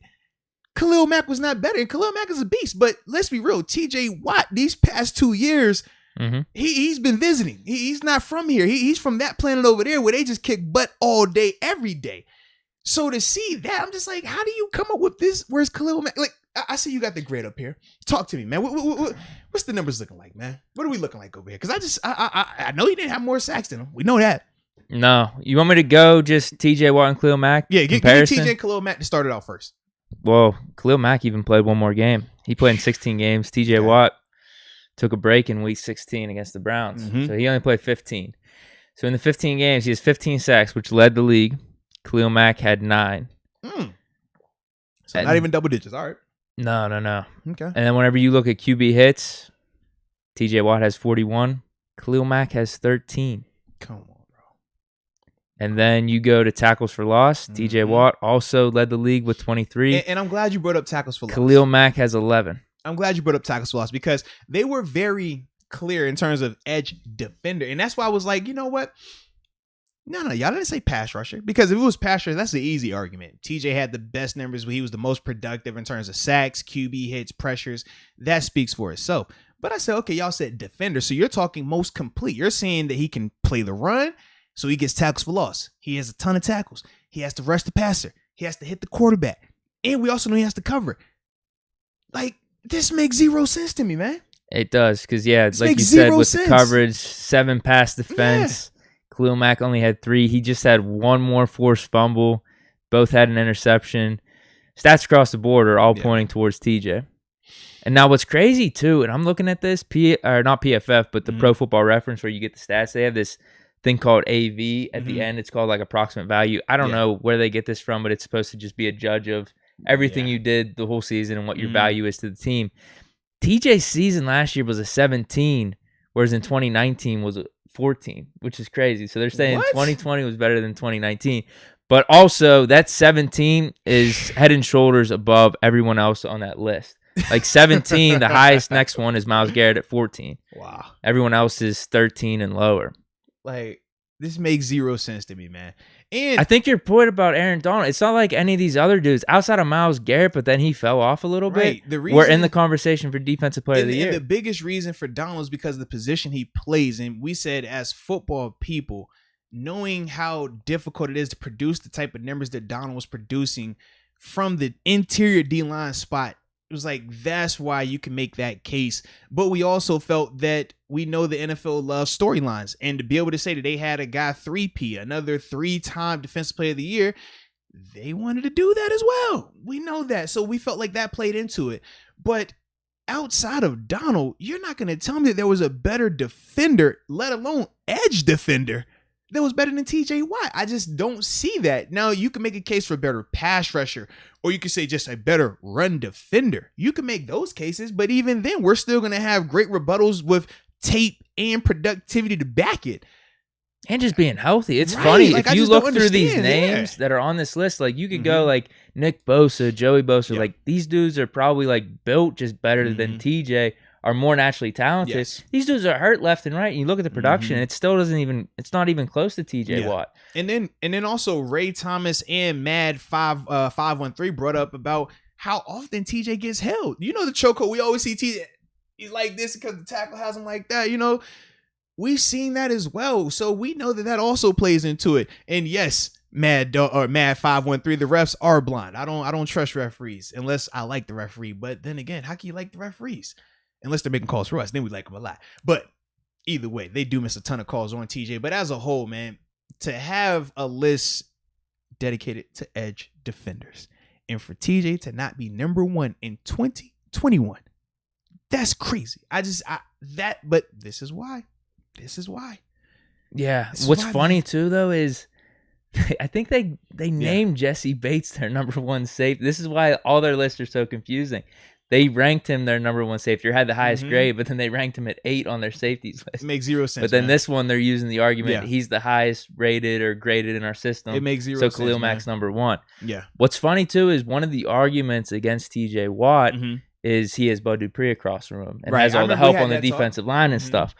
But if you actually look at the stats, the last 4 games of the Mhm. regular season last year, whenever we lost Bud He still Dupree, has some sacks in there. Mhm. he did. He had 4 sacks, and if you total those games over a 16-game schedule, it's not like he missed Right. a beat because it averaged the same. It would have Very been true. 16 sacks, 24 tackles for loss, 32 QB hits. That would have been down a little bit, Mhm. but he performed pretty much the same in those Yeah. last 4 games without Still Bud is getting the Dupree. productivity. Mhm. So that argument doesn't really hold up either. This is crazy. This is PFF, man. Yeah, I don't really get Like it. I said, we appreciate them providing us with this ability to come together against them. You know, they're the ops right now, man, because they keep putting out this nonsense. Like, I just don't get it. Roger Peavy says this, and Roger, we definitely appreciate your support for the show. He says any list with DeMarcus Lawrence in the top 10, That's crazy. just throw it He's away. at Just throw 7. it away. Like, how is the? He's over Chase Young. And we know what Chase was last year. Yeah, Chase Young's at 8. We know what Chase was last year, man. I don't get why Khalil Mack's 1. Honestly, I actually think it should be TJ 1. Myles Garrett should be 2. I agree. Because which Bosa got hurt last year? They both did. Yeah. But I think Nick Bosa was out the whole season. Joey Bosa was hurt for a few Nick games. had the ACL. But Yeah. they're both always hurt. Yeah, because if they were more healthy, they should consistently be 3, 4. Sure, In that it'd be range an as well. argument between like those 3 or Yeah. 4 every season. Absolutely. Like just because who had we the better made that season. case a year ago when they were coming off of healthy seasons. But that's the other thing; they're not as healthy. And Myles Garrett it's not as much health related. We know he missed time because of the other situation. Yeah. Cam Jordan, he's at 6. He had a little bit of a down year. He's always solid though, so Yeah. I'm fine with having him still in the top 10. But man, then Chase Young at 8, I think he should be bumped up a little bit. I can't believe they have Chandler Jones down at, or is it 16? Right, because now He missed last season. Tore the The pec, right? biceps. Or bicep. I knew he got hurt. But dude, It's Chandler Jones we're talking about here. that's what I mean. To have him that Yeah. low, whereas you're having these Just other the year dudes prior to that that, are he was- injured yeah. too Just the above year him. prior to that, he was second in the league in sacks. Yeah, like, They have Zadarius Smith at 13. I think he should be in the top 10. Yes, for a fact, out in Green Bay, he's been the past 2 years. He's been doing his thing out there, man, and he has the most elite celebrations. Y'all know I love my celebrations, man. And yeah, we both agree Bud Dupree's way too low. Like they have Jadeveon Clowney at 20 and Bud Dupree at 27. That's well. First off, like we know Clowney gets a ton of hype, anyways. But to me, it's way past where Clowney is now. Clowney, we talked about we know size and physical attributes. He's always going to be in that conversation, and he has the moment. That play against Michigan is going to forever be in everyone's head. We're still talking about people always hang on to it, and they always feel that that's going to turn on, and he's going to be that player play in and play out. But he's shown that that's not him. His motor isn't set that way. Whereas with Bud, we see Bud on a play in and play out basis. It's night and day. And the productivity that Bud gives us, not just as a pass rusher, but in the run game as well. It's almost a slap in Bud's face. Now, like I said, I will leave Bud and just say because of the injury, you could make that case, but I still don't agree with it because there's other guys up there that are hurt that are way injured. higher. And Bud Dupree had eight and a half sacks last year. He was having an amazing season before he got hurt. And not a lot of these other players that were hurt that they're still ranking above him can say that. And then he had the 11 sack season the year before. That's why I say he's got to be top 15 bare minimum, and that's because of the injury. If he was healthy, you make case for top 10 realistically, man. Oh yeah, easily. And then obviously he got compensated to match that because his play is speaking of that. So I know, I agree. Yeah. They have J.J. Watt at 12. Yeah. We were talking. I would take Bud Dupree over J.J. Watt. We both said we at would. This point in their definitely careers. said we would. I would take Bud over my man Jerry Hughes, and like I said, Jerry's my guy. But Jerry Hughes is not a better player than Bud Dupree. You can ask people in Buffalo, Bills fans, would you want Bud Dupree as your edge rusher up there? They're like, yo, this is Bud Dupree. Yes, give me him. It's wild, man. I don't get it, man. I think Bradley Chubb's a little low too at 22. Because he came off an injury last year. Last year was his first year back from the injury. Yeah, because he was still missing time. He was playing with the brace on and everything. Yeah. So, I mean, the main thing for us was, as crazy as it sounds, they did have TJ Watt at 2 still. But it was still underrated. It is, which is crazy. Or put it like this. If it would have been a different guy at number 1. If Myles Garrett was 1, I would have said, you know what? I wouldn't agree with it. Or it's like the production speaks for itself for Watt. Exactly. But I kind of get it because I would put Myles Garrett at 2. Like, those should be the top 2, no question about it, in my opinion. I said Myles Garrett, cool. If it was a year ago, if you want to throw a Bosa in there, cool. But in 2021, none of those guys had better, or excuse me, 2020, none of those guys had better seasons than what TJ Watt did. And when you look at what he was able to do over those 2 years, that sample size, it's like, bro, what are we talking about here? We're not making a list off of what you've done in the past. We're saying, man, who's the best guy right now? And as it stands today, it's TJ Watt. So, dude, not only that, but going back to the injuries and stuff, man, he's availability. He's played every game he can. Rookie season, he played 15 games. I don't know what happened there, if he was randomly hurt a game or he didn't play his first game or not. I don't know. I don't remember. But 15, 16, 16, and 15 games. TJ miss? No, it was the last game of the year versus the Browns. In his rookie year? Yeah, I think it was the last game of the year versus the Browns because we had already had the 3. No, we had the 2 seat locked up. That makes sense then. Because that was when Landry Jones was playing. Yeah. That makes sense. So, the only 2 games that he's missed is when we've had playoffs locked up, and both instances it was against the Browns in 17 and 20. Even though if I'm TJ, I'm like, bro, you never want to sit out the Browns game because TJ always does numbers versus the Browns too. It's like, bro, you gotta get back out there for that game. Yeah, 7 sacks rookie year, which is for his rookie year is still better than a lot of these dudes on the list just last year. Injuries, whatever it is, down season. But then 13, 14 and a half, 15 sacks, 3 seasons in a row. QB hits all up there too, 41, 36, 21. Tackles for loss, 23 last year, 14, 12. They speak for themselves, man. Yeah, exactly. No one else can say that. No one else. It's crazy, man. It's like even Myles Garrett, his last 3 seasons, he had a similar rookie year. They both had 7 sacks, but 13 and a half, 10 sacks. He obviously missed those last 5-6 games of 2019. Because he was leading the league in sacks that year. He probably would have had around 15, 16, but then he had 12. So, like, TJ's is still even better there, even though it's close. Like we said, like Myles Garrett should be in the top 2. Right. And like I said, if it was Myles, we both said we would be upset because we think TJ is the better guy, but we could understand at least the logic behind it. But with Khalil Mack, it's like, man, we can name 3 to 4 guys that we think should be rated ahead of him on this list. Still have him in the top 10. Right. You can have him top 6, Khalil, 7, top 5, whatever. Yeah. But what can you do, man? What can you do? You put out the list, we'll react to them. That's what we do. We'll react. Absolutely. And we'll have our own list coming out later. Yes. Oh, we definitely dropping our list. So don't worry about that, PFF. We not because anybody can bash, and we said that anybody can bash your list. We respect the ones that bash, but also provide their list. And our list is definitely on the way. We just don't want to drop it in June. Like, why are we dropping it in June, we man? usually drop it a few weeks before. Yeah, man, because that now it's like, yo, OTAs minicamp is done. We've had our chance to review all of our notes, and now we're ready to get this content out there to you, ladies and gentlemen. So yeah. But a lot of people do agree with us about TJ should be in at number 1.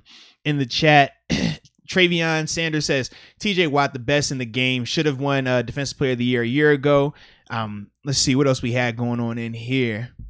More people bringing up in terms of them being based in Cincinnati. We know that, but we still going. They look for this attention, and we got time today, so that's why we gave them that attention.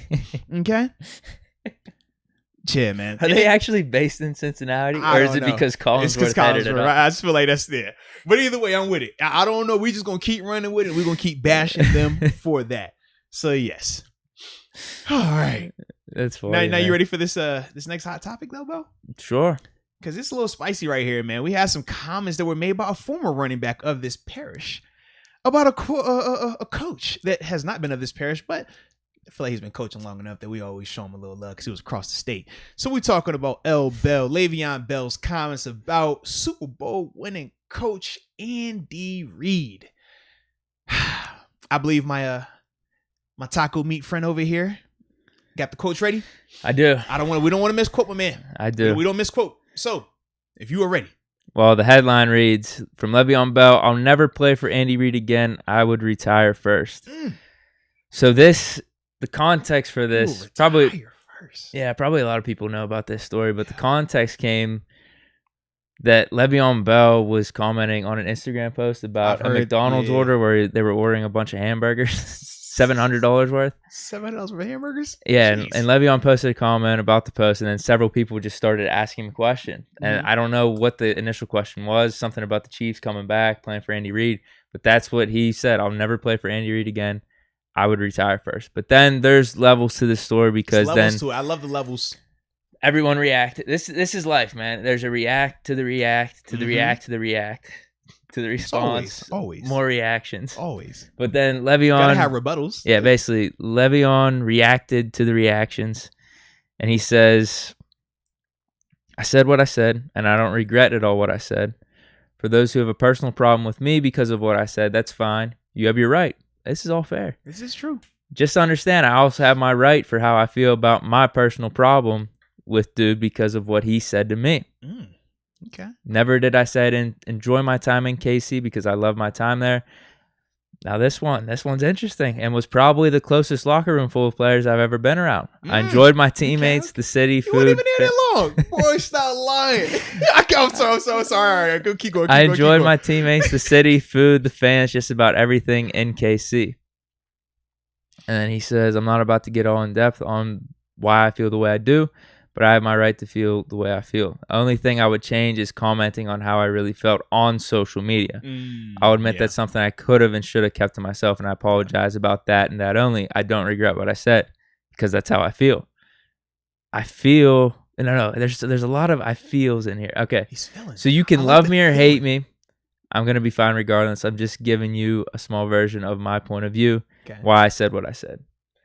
So there's that. There's another level to this. It's another level? Yeah, do you want the extra level? Give me the extra level before we go, before we start deep diving into all these. Because I'm sure, I think I saw something where like Kelsey, did Kelsey say something back? He might have, but the main one is Honey Badger. Tyrann Mathieu on Le'Veon Bell. Someone asked him on Twitter, Best social media do it. Yeah, dude, this is hilarious. I guess it's just hilarious. It's like a soap opera out here.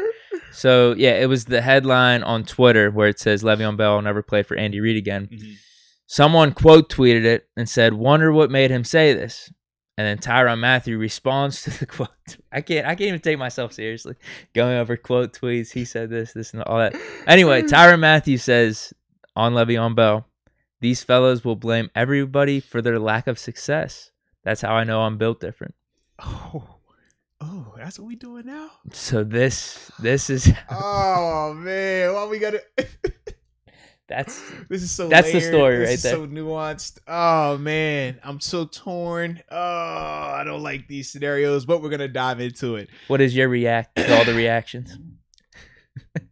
I'm always torn because it involves a player that share the locker room with. So, we have that tie. It's a little bit different compared to just commenting on someone else. But in terms of just the initial him saying what he said about not or never wanting to play for Andy Reid, it could be as simple as what happened with Debo here his last year. Hey, Debo, we want you to come back. We want you to be the guy opposite of Bud. We're going to draft TJ Watt. TJ will start at the beginning of the season. After that, you're going to take over midway through, and we'll do like we've done the past couple of years. TJ plays extremely well. Things get changed. Debo gets upset. We know how the exit happened, right? It could have been a similar thing with L. Bell. Andy Reid calls him up. Hey, L. Bell, man, you come here. You're going to be a focal point of this offense. You see, we have a young running back in terms of Clyde Edwards. But outside of that, we still don't have a ton of depth, a ton of proven productivity. You come here, you're going to at least be a part of a rotation, or you're going to get a chance to be the starter. It could have been as simple as that. And then he gets here, and for whatever reason it may be, Clyde playing well, L. Bell struggling, or however you want to word it. But I don't even think L. Bell struggled because we said he didn't 4 struggle. yards a carry, and it's not even like Clyde ran away with it. His best game was the first game. Seriously. But they started bringing in this Williams dude. And That's what it it wasn't was, the yeah. Williams that was in the Super Bowl. Right. It's another It was Williams. a different Williams. Mm-hmm. So I could see, if that's the case, then you could kind of see. Yeah. Honestly, that's probably the most likely scenario. Yeah, so that's how I took it when I mean, not even hearing these comments, but just seeing how it played out last year, that was kind of how I looked at it. But then I do agree with L. Bell in terms of him saying, like, he doesn't need to apologize, but putting it on social media. This is why we always feel like it's a catch-22 of social media. We always talk about, hey, man, we want to hear the candid. We want to be more truthful. We want to hear what the players really feel, not cookie-cutter responses. But then when you give these type of responses that aren't cookie cutter, that truly say how you feel, you see how everybody reacts to it. I mean, even in the comment section, people who got on L. Bell, we kind of laughed about it with some of the other players and some of the people that were commenting after the fact on his particular post. But that is the other part. So I agree with L. Bell. Look, man, if you feel that way, bro, don't even put it out there, or do it on like a show, like where you don't have to sit here and be back and forth trying to defend yourself or have your words misinterpreted, because that's what social media happens. I mean, you put out there, I would never play for him, and that's all that's talked about. We had to deep dive 2 different articles to get the rest of the details and stuff. But then the last part in terms of the honey badger. Oh, man. It's one of those scenarios I just feel like, he's a part of that Chiefs community. He's won a ring out there. He's been back to the Super Bowl. He can get away with saying that right now. If it's any other player anywhere else who didn't have that type of success, you're like, bro, chill out. This is L. Bell we talking about. If we're just speaking on what he was able to do during his time frame when he was at his peak, we know L. Bell was viewed as the best running back in this league. He has earned the right to speak about his feelings on certain places and coaches. Like, it's some people that, hey man, you didn't play well enough, or you don't have the longevity, the productivity to speak on that. But L. Bell at least has that part. But in terms of the rebuttal of that, Honey Badger does as well. And that's why I said, man, respect it. That's your opinion. All right, cool. But as a whole, man, I feel like L. Bell, he was cool on everything he did except putting the true films on social. That's the part you can't do. Yeah, that's tough, because now I'm sure there's a lot of people just questioning now. All right, little bit of a problem with Pittsburgh and how things played out. Right. Whether it was rightfully so, and we talked about this. This was about money. He was looking out for himself. He went about it a different way, but I don't think it was completely out of bounds the way he went about it. But now, if you look back though, there was something about the Steelers' offensive line. Remember, like week 1 or 2, like they kind of got on him, like, man, like Bell, we thought he was gonna be here. Yeah, like now we're just rolling with Connor. They started to put the energy out there towards L. Bell. Yeah. So this is what I mean. And then with how the Jets scenario played out, and now the Chiefs scenario, now I think could potentially people be putting stuff together. It's like, man, like is Bell wrong in all these scenarios? Where it's like, I don't really think that. I think the Jets scenario really screwed him. I think that's what happened. The Jets scenario definitely screwed him because it worked out from a money standpoint. That part you could check off. And that's why we always say when you're talking about this scenario is layered. I mean, me being on the inside, me understanding the player's perspective as well as this fan perspective, I still can't sit here and say a clear-cut winner for either side, because as much as we like to sit here and point the finger and say, L. Bell, look at your career since you left Pittsburgh, Can't L. Bell sit here and say, look at your running game, Pittsburgh Steelers, since I've left? What have we been talking about these past 2 years, right? We need a running back. We need consistency. We tried to make James Conner that, right? Now James Conner isn't even here. We're hoping it's Najee. So both realistically lost. Because if we had a running game throughout these past couple years consistently and that was going to be available to us, we could be talking about, man, we already got a Lombardi. We got to get another one, realistically. So both parties lost in some fashion and both parties won in a fashion as well. But it's unfortunate, man. It is because I don't think those sentiments are brought up at all if he didn't post it to social media, because no one would have thought there was a problem in his Chiefs scenario at all. I agree. Because now you just look back, all right, Pittsburgh, it was just money type of thing, move on. Jets, we're blaming that all on Gase and the Jets organization, not Bell at all. He got out of there. And then Chiefs just didn't work out exactly how he wanted. But now with how it played out and how he sent this tweet out, or not tweet, but the Instagram response, it's like, oh, damn, dude, now it's not a good look. That's what it is, man. The social media shit. It's not. And like you've even talked about it, I never had a problem with Bell. I've always liked Bell. Yeah. And you always said he was a really good teammate. So that's the thing. Super cool, ton of fun. It just sucks. I hope his reputation doesn't go down like this. I hope he can get another chance somewhere. But this is why we say, like, the business element is what ruins it for us at the professional level. Like, we all still love the game, but the politics and the business is what makes it a headache, because as I just broke down a little bit, the L. Bell and Steelers organization standpoint and how that departure went, but because as fans, we love the team. Now for L. Bell, he deals with the nonsense of, even if he's not on the Steelers anymore, he still has to deal with that, right?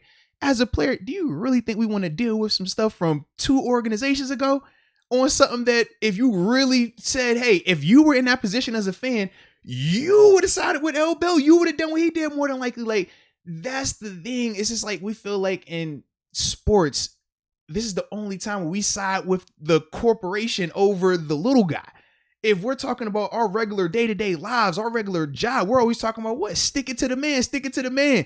We want the employee to get paid more. We want minimum wage raise. But when it comes to sports, it's team. We care about the organization more than the employee, more than the players. So imagine if we said, man, we cared about Walmart more than Walmart paying their employees, or we cared about McDonald's more than McDonald's paying their employees. Man, we would feel some type of way about that. And that's ultimately what you deal with as a professional athlete. And that's what L. Bell, unfortunately, has to keep dealing with.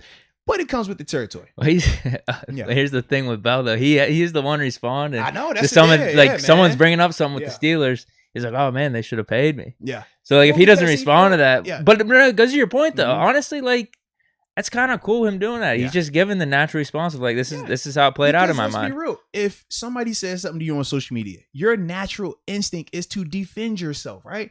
If someone says something to you out just in the open, your natural response is to have a rebuttal. You're going to say something to take up for yourself. So L. Bell does it, but the problem is, because of his platform, you can't reply like that. It's scrutinized when you reply like that. So, like I said, it's the gift and the curse. We love it as players because obviously the platform, the money is great, and you're playing this game that you love. But this is the other side where a lot of people, I know this is a part of my reason of leaving as well, man. Like, you don't want to deal with just the nonsense of the business and the politics associated with being a professional athlete. That part is different, man. Yeah. L. Bell. I said it before. I'd take him back if we didn't sign Harris. So we'll see if he gets. I hope this doesn't hurt his chances to get an opportunity. That's what I'm saying. I mean, it could. The biggest thing with L. Bell is going to be when he talks to a team, just getting on the same page, because hearing him, what he said about Andy Reid and him also not wanting to elaborate on it specifically. That's why, for me, knowing from personal experience and seeing how it's played out, both me being a part of it and me being able to witness it, it feels like that. And like I said, I can't confirm it, but that's what it feels like ultimately. So that's my thing, because if it was an incident, incidents come out, incidents get reported, incidents, especially for guys that aren't on the team or a guy that was there for not even a full season. Or they're not covering that up if it was something that went down between those guys, some type of legitimate ill will. But this seems more like just the communication was there, and you probably told something me like, hey, we're gonna need you for a Super Bowl run. Exactly. And now you talk about, well, L. Bell's not even dressing in some of these games, and this is L. Bell, a couple years removed, he's arguably the best running back in the league, right? Yes, you're gonna feel some type of way about that. So, yeah, and it's probably not the thing that's on top of Andy Reid's mind Not at all. that point in the Right. season. It's like, I'm just You're trying to win these games. And we said also sometimes it's not even about the best player being out there. Who is the most not even the excuse me, not the best player, but who has the most chemistry and continuity and just plays the best with these guys. That's another thing that gets lost. We always are trying to get best player, but we've shown numerous times where just because you bring in this high quality guy who has all this productivity and is a really Johnson good with the player, Patriots. if it isn't a fit, it does not matter. So that's the other thing that plays into this thing, man. So for L. Bell, I think that him getting to wherever he's going to go and talking and getting a legitimate conversation of this is what the expectations are. But even if they change, you cannot act crazy. You have to handle it a certain way, which I will say this with L. Bell. This is coming out in June. He felt like this during the season when this was going on. Not once did we hear anything pop up. So that's my other thing when it comes to guys like L. Bell who have gotten bad raps and called selfish players or me guys. It's like clearly he couldn't have been that bad or that selfish because you're not going to sit there for as long as he did last year, playoff run as well, and just be quiet if you were that much of a locker room cancer and things like that. Yeah, because at this point, he's obviously not going back to the Chiefs, so that's not hurting them at all. Exactly. It would have hurt way worse if this is popping up in January. Like, I'm not getting my touches and shit. That would have been storylines heading into Super Bowls and the AFC Championships. And if he was a selfish guy like we like to paint him at times, that's what he would have done. He would have said right then and there, I'm not happy. I want the ball. I've seen players do that. Seen it. It gets awkward at times. But it happens. L. Bell didn't do that. L. Bell was chill. You didn't see L. Bell throw anything on the sideline. We didn't hear about L. Bell talking back to anybody. We didn't hear about L. Bell not showing up to practices. We didn't hear about none of that. None of it. So that's my thing, man. Yeah. And now we just know he's not going back to the Chiefs. Absolutely. Really? I mean, yeah. Now, Rod Dallas says he's going to end up in Cincinnati. Zach Battle says he's going to Oakland. Oh. No, not Oakland. They have too many running backs. Vegas. They have too many running backs. Oh, I'm just saying, man. I'm just saying. I don't know what team. Let's Actually, probably your Bills could use him, huh? Well, yeah, they definitely could, man. They definitely could. So they didn't draft anyone, right? No, they didn't. They still have Moss. And they Singletary. have, so he could go up there. Now, once again, though, the biggest thing with L. Bell is this. Could L. Bell contribute in a rotation? Yes. He can contribute to anybody's rotation. We talked about he can still pass block. He can obviously catch out the backfield. You can't use his running style without a really good offensive line. That's the only thing that you would have to be concerned with. But if you're not asking L. Bell to be a 20, 30 touch guy, if you're talking about him in a rotation and maybe 10 touches or 5 touches a game, yes, he can play in that role for a fact. So I think the opportunities are limitless. The biggest thing is going to be, number one, what is he willing to play for? That's more in the conversation now. Now, we think the money's going to be low, probably minimum for where he's at this stage and what he's been coming off of. But regardless of what they're willing to offer, it's what he's willing to say, I will come back and play for. We talked about that with AB as well when he was going through his situations. That is because a lot of people just assume that because the NFL is going to offer it and that's all they're offering, guys are just so hungry they're going to do it. You got to remember, L. Bell has made a ton of money. So even though we like to make the jokes, oh, he's going to be broke in a couple years, look what he's spending on, it's hard to run through that many millions of dollars, baby. Okay? That's all I'm going to say. Now, we're not saying that he can't do it, but it's going to take a lot of work for him to do it. All right? And hopefully he hasn't done that. Hopefully he never runs out of that money. But he is in a position financially where if he says, I don't want to come back and play for this, he can definitely do that. And the reason I say that is because I know where I'm at financially. And I say that. And he made a ton more money than me. So for a fact, he's in a good position. If he doesn't want to come back and play for the money that they're offering, he can sit out and wait. He has that luxury as well. His best strategy might be, and this may be what he is doing. You know running backs are going to get hurt. Absolutely. Why don't you wait? Just wait it out. And then maybe a whole starting role can just open up for you week 2 or 3 in the middle of the season. Now, it's not like he hasn't done that in the past either, where he just skips our training camp, shows up week 1 or 2. Right. Maybe you have a little slow start, but he's shown that that's what I mean. I honestly think Le'Veon Bell could still do it, but yeah, depending on the opportunity and whatnot, we'll have to wait and see. Absolutely, man. Because you're right. He may not just want to come back for vet minimum, do the whole 5-10 carries thing, and then now his reputation looks even worse. Yeah. So who knows? Who knows? I think that's what he's doing, though. I think he's going to wait it out a little bit. It would make sense. We've seen that with Richard Sherman this offseason. Think of the running backs they had starting last year. He could have gone to a few scenarios like the Dolphins, even us, where he would have been like the starter. He chose Chiefs, where it would have been, we thought it was going to be a 50-50 split, which it was for good majority of the time. Then all of a sudden it just petered off. Yeah. But yeah, I think that could be a pretty decent strategy. So if you're LBL, man, you still are good. The biggest thing is you just got to make sure that whatever situation you go in, it has to be right this time, because now exactly, your reputation on the line. Between your reputation, between the lack of the elite level productivity that we were accustomed to with you, this is that stage where it's make or break time for you. Yeah, all of a sudden you jump on a team that's kind of in contention, their star running back goes down, you come in and like you're the main guy, you lead them into the playoffs, have a bunch of amazing runs. All of a sudden you might have locked up a 2 or 3 year deal for yourself in the offseason. Yeah. So I think that's what he's thinking. I think me and Bell are on the same page. Coming to Pittsburgh? Dude, I wouldn't mind it. We got Harris, so we're good. We're good. But you already said it. Injuries happen. Not saying that we want that Najee would get hurt, but you can, like, all right, Najee, you don't have to play 100% of the snaps, maybe 97%. That 3% could go to L. Bell or Kalen Ballage or Jalen Samuels or Benny Snell.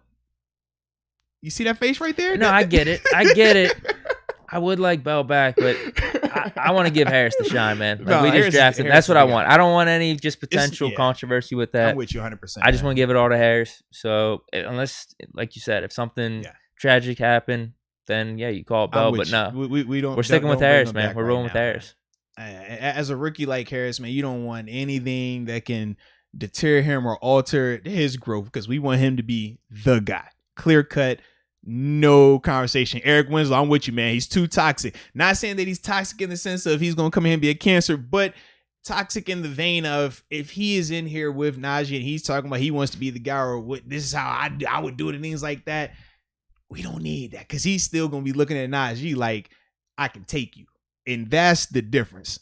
At certain stages of your career, you look at guys and you say, hey, you know what? Man, when I got to my, 8th and 9th year, I'm looking at TJ and Bud. I'm like, you know what? I might feel like I do certain things better, but as a whole, I know what you are. I know what this is. All right, I'm going to take this mentorship role on. L. Bell is not there right now. L. Bell is in the role of, I still want to prove that I'm the guy. And if you're still trying to prove that you're the guy, we don't want that around Najee. Najee is the guy. We don't want any negativity around that man. So, definitely. Roger Peavy. What you got? Bell's still the truth. Give him a good opportunity. Watch, he's going to ball. Okay. We should have paid him. Offense hasn't been the same since he and Brown left. ... Shout out to Roger, first off, for the love. And we did hit on this as well. We talked about that departure in terms of both parties losing out, right? We said our running game has struggled mightily since he's left. Obviously, we can make the same case for AB, even though both left under similar yet slightly different terms. But as a whole, man, I don't know if L. Bell still is the L. Bell from then. I personally don't think he is. I think he still can do good things and be effective, but I think it has to be the right situation in terms of the usage, in terms of the O-line around him. Not saying that he was solely a product of the O-line, because that's not the case either. The O-line helped L. Bell and L. Bell helped the O-line. Hey, you saw what happened when he went to the Jets. Yeah, absolutely. So you need an offensive line. Yeah, we also saw our O-line and how they didn't look as great when they didn't have L. Bell back there running it every time. So that's the thing. Like, everybody lost out. Some people won, but a lot of people lost out. But either way, man, like I said, man, Bell still can. Like I said, I think he can still do good, though. I'm with you on that. All right, so is that it with Bell? Any comments here? It is. I'm trying to see. Do you see any new comments on the L. Bell? Someone said that they comped Kalen to Bell coming out. A poor man's Bell. Yeah, this is quality Koalas. You said that? You think I did? You definitely, for a fact, you said that. But then I looked on the tape, and he does have things. Kalen has things. The biggest difference is the consistency. For every one run that Kalen does that looked L. Bell like, L. Bell was still doing those things 90%. You know, that's the difference. Or it would be like, oh, Kalen caught one nice pass and made one juke. That's L. Bell like, but we know L. Bell, he's going to do that at a higher clip, et cetera, et cetera. But still, Kalen is still a good player, though, man. We just got to be consistent. James Bond, 007. Let him lean on his pathetic rapping career. I like his. Every day is a Wednesday. I say that all the time. Every day is a Wednesday. and I don't even call Skip Bayless skipping. I call him Shrimp because of L. Bell. It's like a Shrimp Bayless. These were the diss tracks that was happening when I was here. So I still hold these very true. They're still close to my heart, man. What, man? It's my teammate. Come on, man. When you spend 4 years in the locker room with a guy, you're competing against him every day. Yeah, and he's running back on my line. Like, yeah, I'm buying into it, man. Is it Terrell Edmonds and Bell the only two that have dropped music for us? Yeah. Terrell Edmonds is better. AB got some. Oh, AB's got some hits. AB's got some flow. Okay. I'm ranking Terrell. I'm probably ranking Terrell Edmonds 1 though. Actually, I'd probably go AB 2. What do you think? Yeah, whatever you want to put on that, man. What's your rankings? Bro, first off, I don't rank. Man, they're not artists, bro. Like they're moonlighting it. You know what? We're gonna support it because this is Terrell Evans got flow on the one chorus, man. He's got the one hit song. I haven't. If he dropped an album, I haven't listened to any of those songs. You said the one hit song? We call them hits now? I'm telling you, dude, he's got some flow. I've heard the song and I reached. I was like, yo, it's a dope little vibe. But you calling it a hit? It's good. Did you hear the difference though? A good song and a hit? A hit? Come on, baby. I think if you wouldn't have told me that was Terrell Evans, I wouldn't have noticed.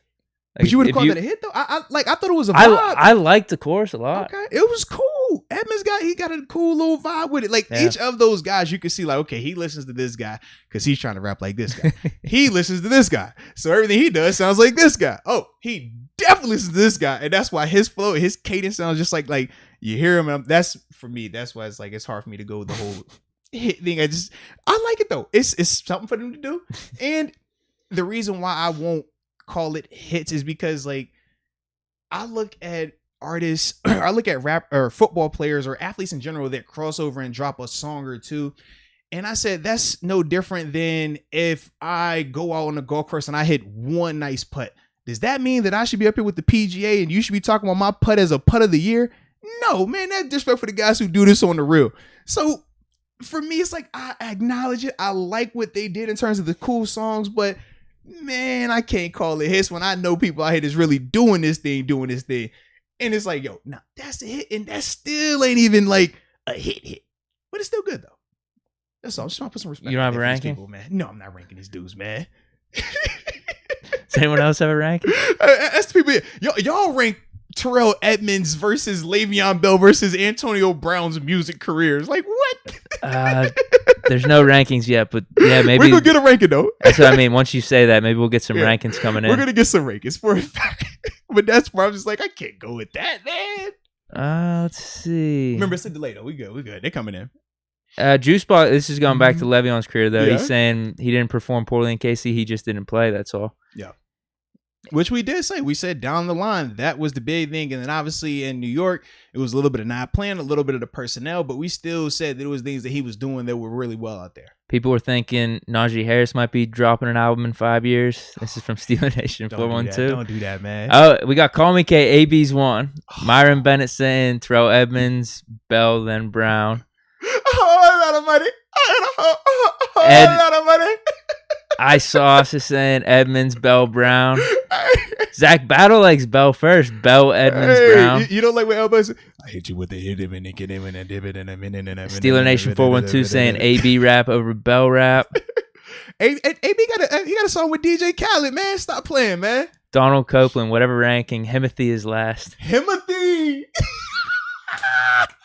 Not the Himothy reference. Let's go. Shaq is the best rapper. Isn't Damian Lillard's the best probably, right? Well, Shaq is more critically acclaimed though. Shaq got awards for his music, but Damian Lillard probably has the best album I've heard of the like athlete rappers. Okay. AI he had some stuff, but back then it was viewed as like more controversial because people weren't talking about then. Kobe had a song, right? Back then, yeah, his song with like Brandy or something. Yeah, I mean, it's we should make a cameo, do a list of all right, who has the best rap album or best song as an athlete crossing over. Someone's saying Cole Beasley's got some stuff. I probably haven't heard his genre. I don't know his genre. Yeah. Shaq got some heat though, man. Big Deke bars. We need Big Deke rap. I may have dropped some stuff back in high school. You got something for us? I may have had some stuff. We may have had a little rap group in high school. Okay. Jeez. We'll save that. Save that for later. Has anyone else made music? Obviously, we know we had the the Super Bowl shuffle that was with the Bears, right? They had their little song. See, like, could that be considered a hit? Because that is known everywhere. It still gets played now. Is that a hit? Oh man, I'd rather listen to Terrell Edmonds. No, well, that's a hit though. Terrell I get Edmonds what is you're nowhere saying near as in acclaimed, terms of popularity, but yeah. Like it can't be a hit just because like you and your homeboys like it. It's gotta be a hit because like everybody knows it and everybody likes it. I get that, but Yeah. that is music, right? In a sense, It's subjectivity. Where I like this song better than that. yeah. But that's why we got to go to like award shows and stuff and see like what the majority feels.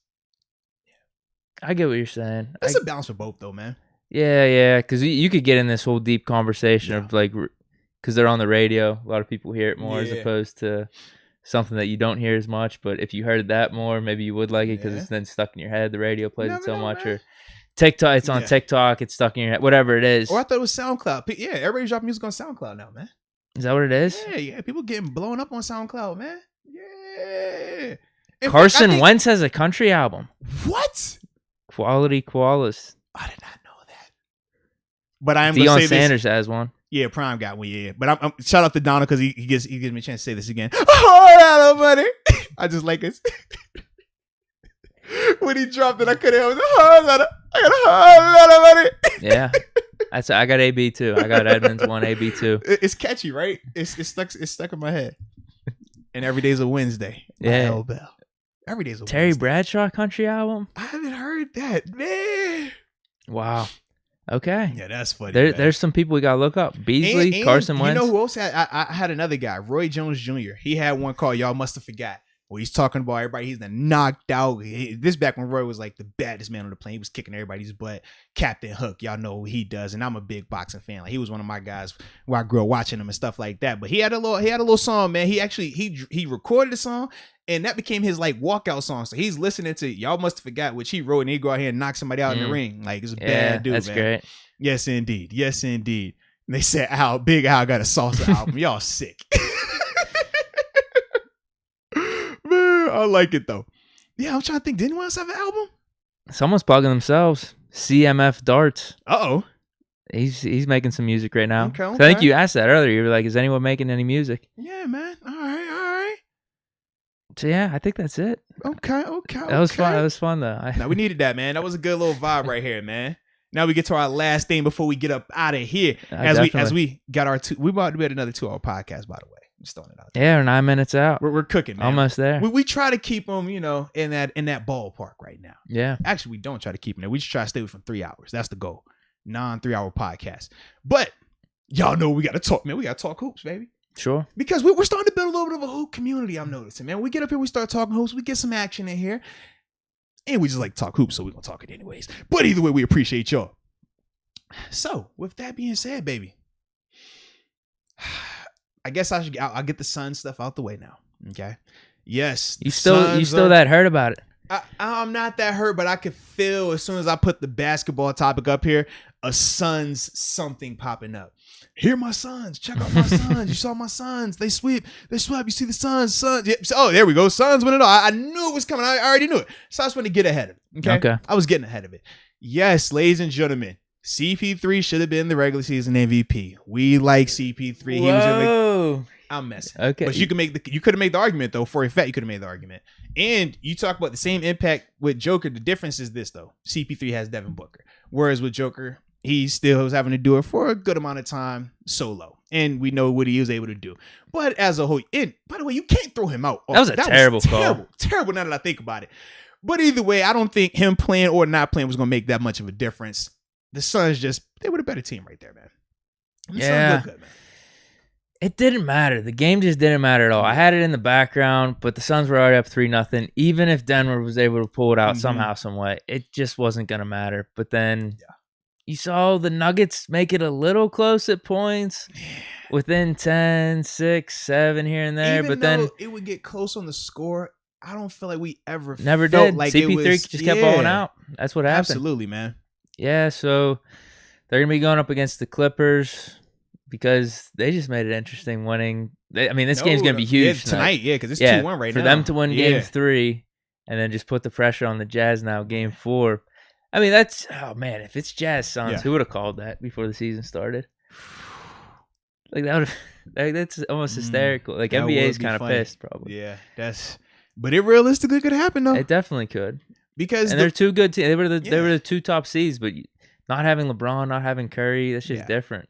Well, I mean, when you have the shortest offseason, this is what you deal with. So we're going to roll with it, man. We ain't tripping. Plus, they think they said this is the first time since, what year? Oh, my goodness. Since there hasn't been either Steph Curry or LeBron James in the finals. Oh, yeah, it was like 10 years or something crazy like that. I was like, dude, that's nuts when you think about it.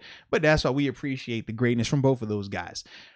But, man, I don't know about the Clippers, dude. Like, if we get the Paul George that showed up that he looked like Indiana Pacers Paul George, that's playoff P right there. That's not pandemic P. That's playoff P. Yeah. If we get that, all right, it might be a little bit different.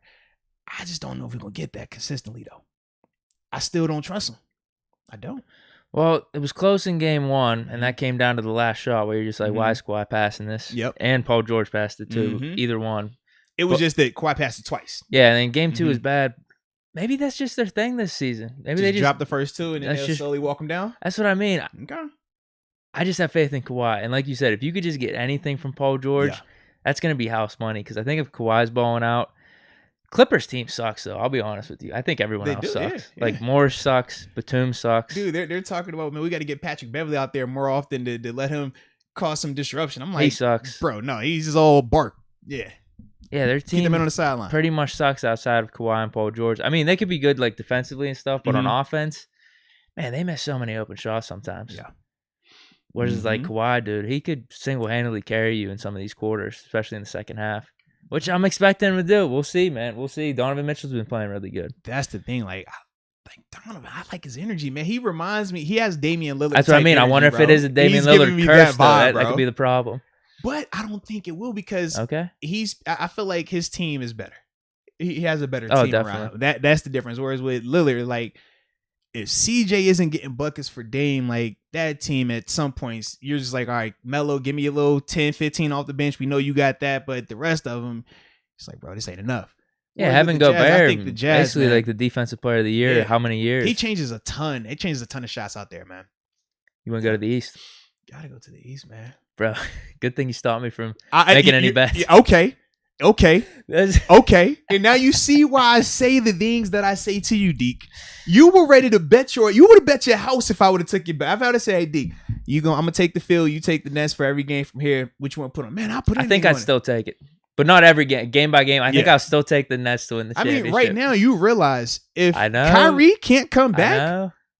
Okay. Because I know Harden's not looking good either. Because even when Kyrie was out there was when they started to make the run and separate. It wasn't like, Kyrie goes down, now they got the lead. No, they were already on like a 15, 17-point run while he was out there. They were up a few points. Yeah. So for me, I'm just like, and it got funny too looking at how KD changed, man. KD used to having them dogs out there with him. He got that Brown treatment a little bit. He ain't like that too much. I was very happy. I'm not going to lie about you. I said, yep, this is what we did all the time with Bron. Guys get hurt and they don't care about the expectations. It's just Bron, raise up, drop 100 on them. Oh, if you can't, well, you're not better than Jordan, you choke. So, KD, hey, man, we don't care about your guys being injured. No. You better drop 70 next game, 70 the game after that, and 70 after that. You better keep going. Yeah, that's how I feel, man. That's how I feel. I think he is going to ball out. I think Giannis is going to meet him. But shout out to PJ Tucker more importantly, though. Yeah. And it's funny, too. Now that they've been showing this history of when PJ's been on him, not just in this series, but even dating back to when he was in Houston, PJ I'm talking about, he's had his number. He's had a lot of success against him. I like it, man. And he's already been in his head. We saw where Kevin got flustered. He had a security guard run up there, man. I like PJ's energy. And PJ's a sneakerhead like myself, so anytime we get these type of guys that number one play defense, but number two rock this type of heat, yes, sir. But I'm liking it, and you see Giannis. They were running the floor really well, fast breaks. Giannis dunking on everyone. He was doing pretty much what you should be doing. Durant, he did fall off a little bit. It's gonna be tough. It is gonna be tough. Yeah. I do have this feeling though. Nets house money. If they could get one of those dudes back, I don't know if it's a promise. So which one they getting back though? They said Kyrie probably neither. Kyrie left in a walking boot and crutches. I don't think Harden's close. And did you see how he looked when he landed? Like that thing was the bone of that ankle touching the ground. Like I saw, that boy ain't coming back this year. He might not be back next series. And then with Harden, the second time, like remember, he already was dealing with the hammy. This is the second time. it doesn't get better anytime soon. Like with hamstring injuries, like it takes months to just let it rest. Now you can come back and you're gonna deal with all right, I probably got 80% mobility, or I'm at 75%. You got to play that game along with the minutes he plays, the dehydration element of it. That plays a part into it as well, man. So it's a ton that's going to go on to them. I personally don't think either one of those guys are going to come back and have an impactful role in this series. Now, if Durant can find a way to get him out of here, I think that I think Harden's probably be closer to coming back, but either way, this is going to be lingering with both of those guys in terms of Harden and Kyrie going forward. Injuries are a part of the game. They are, man. They are. This could have been, like I said, and one of the greatest teams of all time. We'll never realize. And Eric brings this up, man. He talks about Kyrie having a history of ankle injuries. I know he had the foot injury when he was at Duke, but he has struggled with some injuries. Then who else? Oh man. Oh, here it is. Trina Steel Diva 5 says, without Kyrie and Harden, the Nets are done. Now, Donald Copeland says all they need is Harden back. I agree if it's a fully healthy Harden. But they're not going to be getting fully healthy Harden back. They're going to get Harden that's going to be limited with the hamstring. And as these games progress, think about this. Coming back from an injury, you typically don't want guys having to play a ton of big minutes because they're already susceptible to re-injuring it. But now the more they're out there, the higher that risk goes up. If you're putting Harden out there and now it's minus Kyrie Irving, Harden is going to have to play even more minutes. You can't say, oh, all right, I'm going to sit this guy and let those two guys play together. All right, then I'll rotate him in here and that. So I just don't see how you're going to get effective, fully healthy Harden for these next couple of games because the Bucks right now, the Bucks look confident. The Bucks, man, they're playing good team ball. And defensively, they look like they figured out the Brooklyn Nets. Another thing is this, man. When you have a big three like how Brooklyn had, right? I know you was giving them the crown of the best team ever. It helps because now a guy like Joe Harris is the 4th or 5th scoring option. Blake Griffin, 4th or 5th, 6th sometimes scoring option. When you take away Kyrie Irving, when you take away James Harden, Joe Harris and Blake Griffin become your number 2 and number 3 option. You essentially just turned it into the Detroit Pistons and you just put KD on that roster. That's it. Don't forget Jeff Green. Yeah. So if this was 5 years ago, man, you got a legit squad with just them guys right there. But at this stage, they need the Kyries and the Hardens to be out there with Durant, not Durant and those guys. And that's where they're struggling with right now, man. And the Bucks, when you take away the big three people, right? In terms of if it's just Harden out there, or it's just Kyrie, or it's just Durant, that Nets team compared to that Bucks team is nowhere near as good. The Bucks have a really good team. And now when you make it equal from a star standpoint, get what you're getting right now, baby. Not gonna lie. Yeah. Kind of rooting for the Nets to pull it off, though. If they don't come back, Harden and Irving, because that'd be an epic performance by Durant. It would have to be. It would. Because now they're the underdogs. Before that, you're just thinking the Nets are overpowering everyone. Yeah. It'd been nice to see the guy like Giannis who stayed with the hometown team, has the team kind of like built around him, not a lot of superstars. Could they pull the upset over the Nets? Now all of a sudden, I think it's flipped. Now it's like, oh, wow. Kevin Durant, he's the big underdog in this one. He's got no one around him.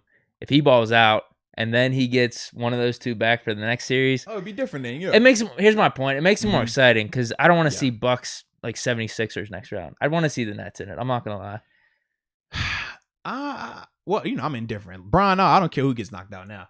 I'm here for good basketball, though. So if we can get good basketball because the Bucks are in it, man, hey, knock them boys out, man. But either way, they got to go. They got to go. I like this, though. I like this. Just this. There's more parity now. All of a sudden, we needed that, man. There is more parity. Because what did I say to you? I said it's over. Yeah. Now it's not at all. Now it's actually wide open. It's actually completely wide open right now. Yeah. As we're sitting right here. Who would you say is today. the favorite right now coming out of the East with the rosters currently how they are, the injuries and everything right now? Yeah. Who do you think's gonna beat, or who do you think's gonna win in the Bucks 76ers if that's a series? That's who the favorite is. So. Both of those teams are flawed too. I'll probably go Bucks because I trust their roster as a whole. Whereas with Ben Simmons, I don't know what I'm getting. Joel Embiid, how healthy is he going to be? He got the knee and stuff like that. Yeah, I'll probably go Bucks. And I feel like Sixers have the home court. But Giannis, he's out to prove something. Looks like he's out to prove something, man. Looks like it. Out of the West, I think I got the Clippers. I'm going Jazz. Whoa. I'm going Jazz. I already said it's not Kawhi's fault, but it's Kawhi's fault. Anytime they bring up a player and they talk about him being better than Bron, I'm always going to hold it against him. So Derrick Rose is another guy. Derrick Rose, back when he won the MVP, felt like Bron should have had it. So I've always been against my man D Rose, even though he was with my Knicks balling out. Helped us out in the playoffs. We appreciate you. Kevin Durant, he's in that same conversation because they put him on that pedestal. He was in Golden State. Oh, he's the best player in the world. Oh, all right. Well, it's easy to be the best player when you got Curry and you got Clay and you got Draymond. You got all these guys around you. Okay, cool. And then we saw in the finals when Golden State roster got beat up. Oh, hey, Kawhi, best player in the world. So, all right. So, with both of those teams, man, Clippers, yeah, they can get up out of here. And Brooklyn, definitely get them up out of here. And they ain't even send the subtle shot to my man Kyrie talking about, I've never played with a player this good before. Stop it. Stop it. Is the most exciting finals, like marquee matchup, would it be Clippers Nets? Yeah, from like branding standpoint. That's what I'm trying absolutely. to think. You got LA, you got New York. You also have Kawhi Leonard, who's an MVP, or you have and those runs to the finals would have to be crazy. They would, for both of those teams. They would have to come back from deficits. They would have to be overcoming the lower injuries, seeds obviously, as well, not even having the home court. So yeah, that would probably be best storyline, best viewership. But in terms of just because legacies are on the line too. Yeah. Kawhi with the championships, Mhm. KD with the championships. Yeah. They both have 2, correct? Correct. So yeah, that would be a big one. Yeah. Even though I think that's what I'm rooting for. I think that's I the think- finals I'm rooting for. So that finals, I think it'll be better from a star standpoint, but I do think better basketball be played if it's Jazz Bucks or Jazz Sixers. I think because you don't have granted with Embiid to an extent, they obviously lean on him a lot, but it's still different style of game in terms of them playing team ball. Whereas when it's Durant, Kyrie, and Harden, it's just, all right, you got one-on-one this time. All right, you go ahead and do your thing. All right, my turn to go one-on-one. All right, I'm going to go do my thing. Same with Kawhi. I want to see some of the team ball being played, man. Understood. Yeah. See how it plays out, man. That's Absolutely, man. But no, this is dope, man. This is the little vibe right here. And we stayed under 3 hours. So shout out to us for that. Someone's saying man. L Bell to the Raiders. We'll see. I kind of want to check this. Oh, you think he signed right now? Heck no, he ain't signed right now, bro. Let's just see. You got a whole TV on in here. You don't think I would have popped up on here? Maybe. Hold on. No.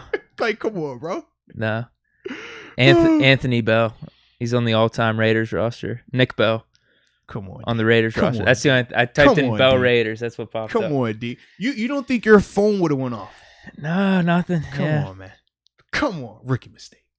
You'd be the one texting me about it. I don't think I have enough people in my life that just be texting me about What? Bell to the Raiders. I'm serious. Well, I'm glad to know I'm on the short list then. Yeah, you'd probably would have There texted we me go. like a Schefter tweet or something. I would have texted you in the middle of the show. Actually, there's probably one person, probably 1 or 2 people. yeah, That's I it. would have texted you in the middle of the show though. I'd have been like, you know what? Let me just send this over to Deke. Oh, okay. You know, I'm that type. You of would have let me break the news. Yeah, I would have. Oh, wow. I'm a good guy. Thanks, man. It's for the morale. Yeah. I'm not a KD. No, I passed the ball. Thanks, man. You know, you come here, man. I'm build you up a little bit, man. Thanks, That's what we dude. do. So yeah, baby. 207. I like it. That was a vibe right here. That was a vibe. So with that being said, ladies and gentlemen, we appreciate y'all for tuning in as we always do. Shout out to everybody that was in the chat. Shout out to everybody that contributed to the show as well, man. And all y'all always contribute because we love y'all. And as long as y'all here, we here, baby. So with that being said, we'll see you next time. And until next time, baby. Peace.